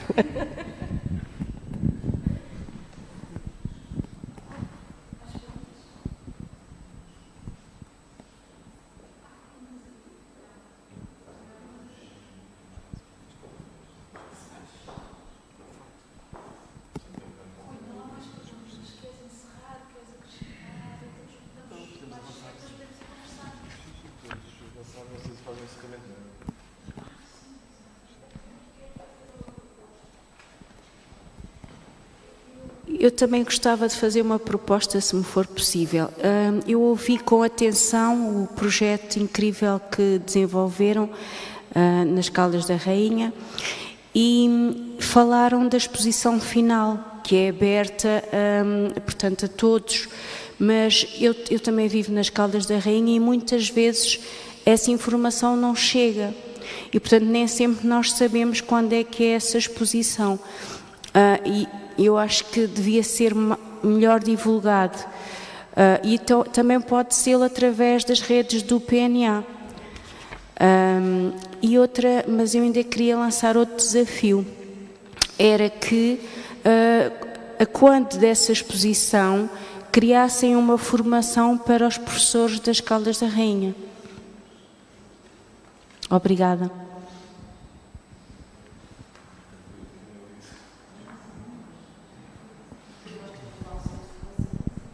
Exato.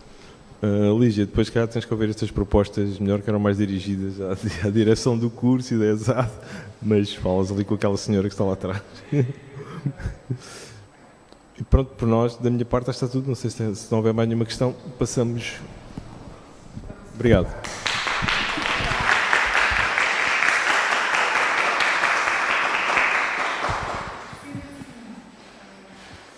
Muito bem, sendo assim, vamos propor agora só o encerramento.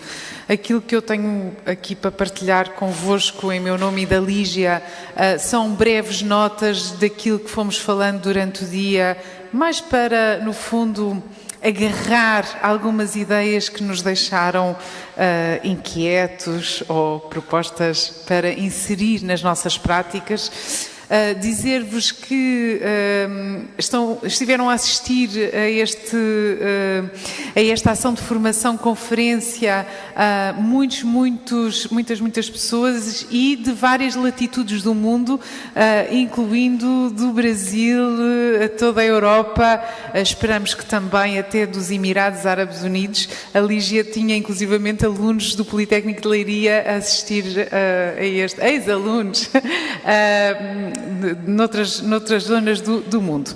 Ora bem, então, ideias que eu reuni, mas que, por favor, nesta linha de pensar em conjunto e de participação, se quiserem partilhar connosco também as vossas reflexões, enviem-nos mensagens para o info@pna.gov.pt. É a forma mais fácil de chegar num endereço comum a mim e à Lígia estas propostas.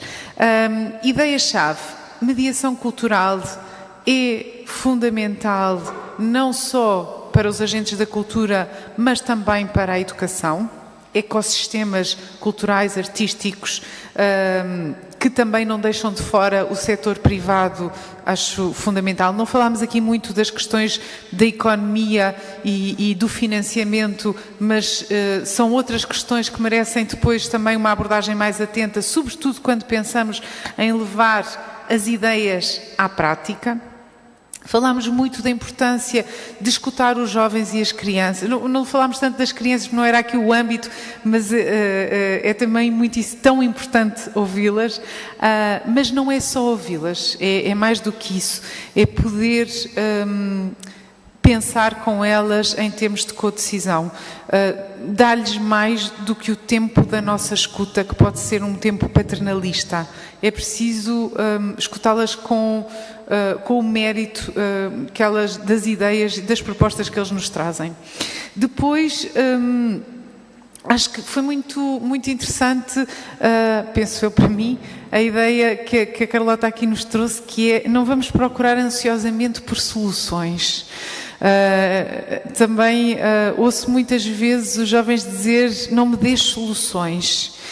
Não me dês soluções, acho que não me dês ideias feitas, não me dês as coisas já como indicação para fazer. Deixa-me participar nesse pensamento, nesse processo, porque mesmo que ele não seja um processo linear, que vai direto ao caminho do certo, é um caminho que cada um tem que fazer. Não me dês soluções, acho que é importantíssimo. Depois, esta ideia também que os processos são um caminho para aprendermos juntos e não apenas para resolver problemas. Que os espaços e os tempos devem ser contra-hegemónicos. Acho que esta é uma proposta muito forte também. O tempo e o espaço não deve ser só aquilo que está prescrito, temos que os reinventar. Volto a dizer, muitas vezes é preciso correr riscos. Se não corrermos riscos, não vamos ser capazes nunca de trazer o novo. É preciso confiar nos coletivos. É preciso incentivar os coletivos e as associações. Este incentivo não é também só de palavras, é pensar em espaços. Os jovens precisam de espaços para se encontrar e para organizar as ideias. Esses espaços não devem ser só os espaços institucionalizados, têm de ser, como contou a professora Cecília, aquele outro espaço da escola onde os jovens mandam, onde são eles que decidem, mas é importante também financiar estes projetos e é preciso desburocratizar os processos para chegar a este financiamento. O João também falou um pouco disto, esta ideia de que vamos tornar mais simples e mais rápido aquilo que é urgente e necessário para que haja mais agenciamento político dos jovens. Depois, uma ideia muito assumida no discurso do António, que é preciso que o ensino prepare mais para a vida ativa, para a vida profissional, para este agenciamento cultural. É preciso deixarmos deste ensino prescritivo das teorias e passarmos mais ao enraizamento e à contextualização da informação e do conhecimento. Gabinetes de apoio para jovens no âmbito da cultura. Essa é uma ideia muito curiosa que também surgiu aqui e que podem inclusivamente ajudar então estes grupos a montarem um projeto, a procurar financiamento e facilitar o associativismo. Devo-vos dizer que nós este ano vamos lançar no Plano Nacional das Artes um caderno que é uma espécie de toolkit para que os jovens se possam juntar e pensar projetos participativos na cultura. É um trabalho que pedimos ao Hugo Cruz e que esperamos ansiosamente para ser lançado em setembro deste ano. A importância das cidades e do planeamento urbano, político, o pensar a cidade, pensar o local, como o Rui também nos disse aqui, que era aí que tínhamos que acelerar o aquecimento no local e não no global. As cidades são fundamentais porque são, no fundo, laboratórios, ensaio deste agenciamento cultural. E, portanto, há aqui um endosso muito forte aos autarcas que pensam as políticas para a juventude e para a cidade no trabalho com os jovens. Também pensando que elas próprias são ecossistemas culturais, artísticos e educativos. Também não deixar de chamar os jovens para que se apoderem do seu agenciamento cultural e político. Acho que este foi assim uma linha de força deste último painel. Vocês já são agentes da cultura conosco, mas não tomem o poder porque é a vossa força, é o vosso momento e é a forma de podermos trazer também as vossas propostas e práticas. E vou terminar com uma ideia que tem sido veiculada pela Unesco e que surgiu como força de declaração no último encontro da Unesco na Moody Cult, que é a de que a cultura é um bem global, público da humanidade e, portanto, não é qualquer coisa à parte da vida, ela é um bem público global da humanidade. E agradeço-vos a todos a vossa presença, o vosso commitment, o vosso compromisso com estas áreas, contando convosco, porque só juntos é que vamos saber fazê-lo melhor. E sigam-nos também, daremos notícias deste quadro mundial da Unesco que esperançosamente será aprovado por muitos países membros de todo o mundo e que nos ajudará a repensar e reimaginar a educação. Muito obrigada.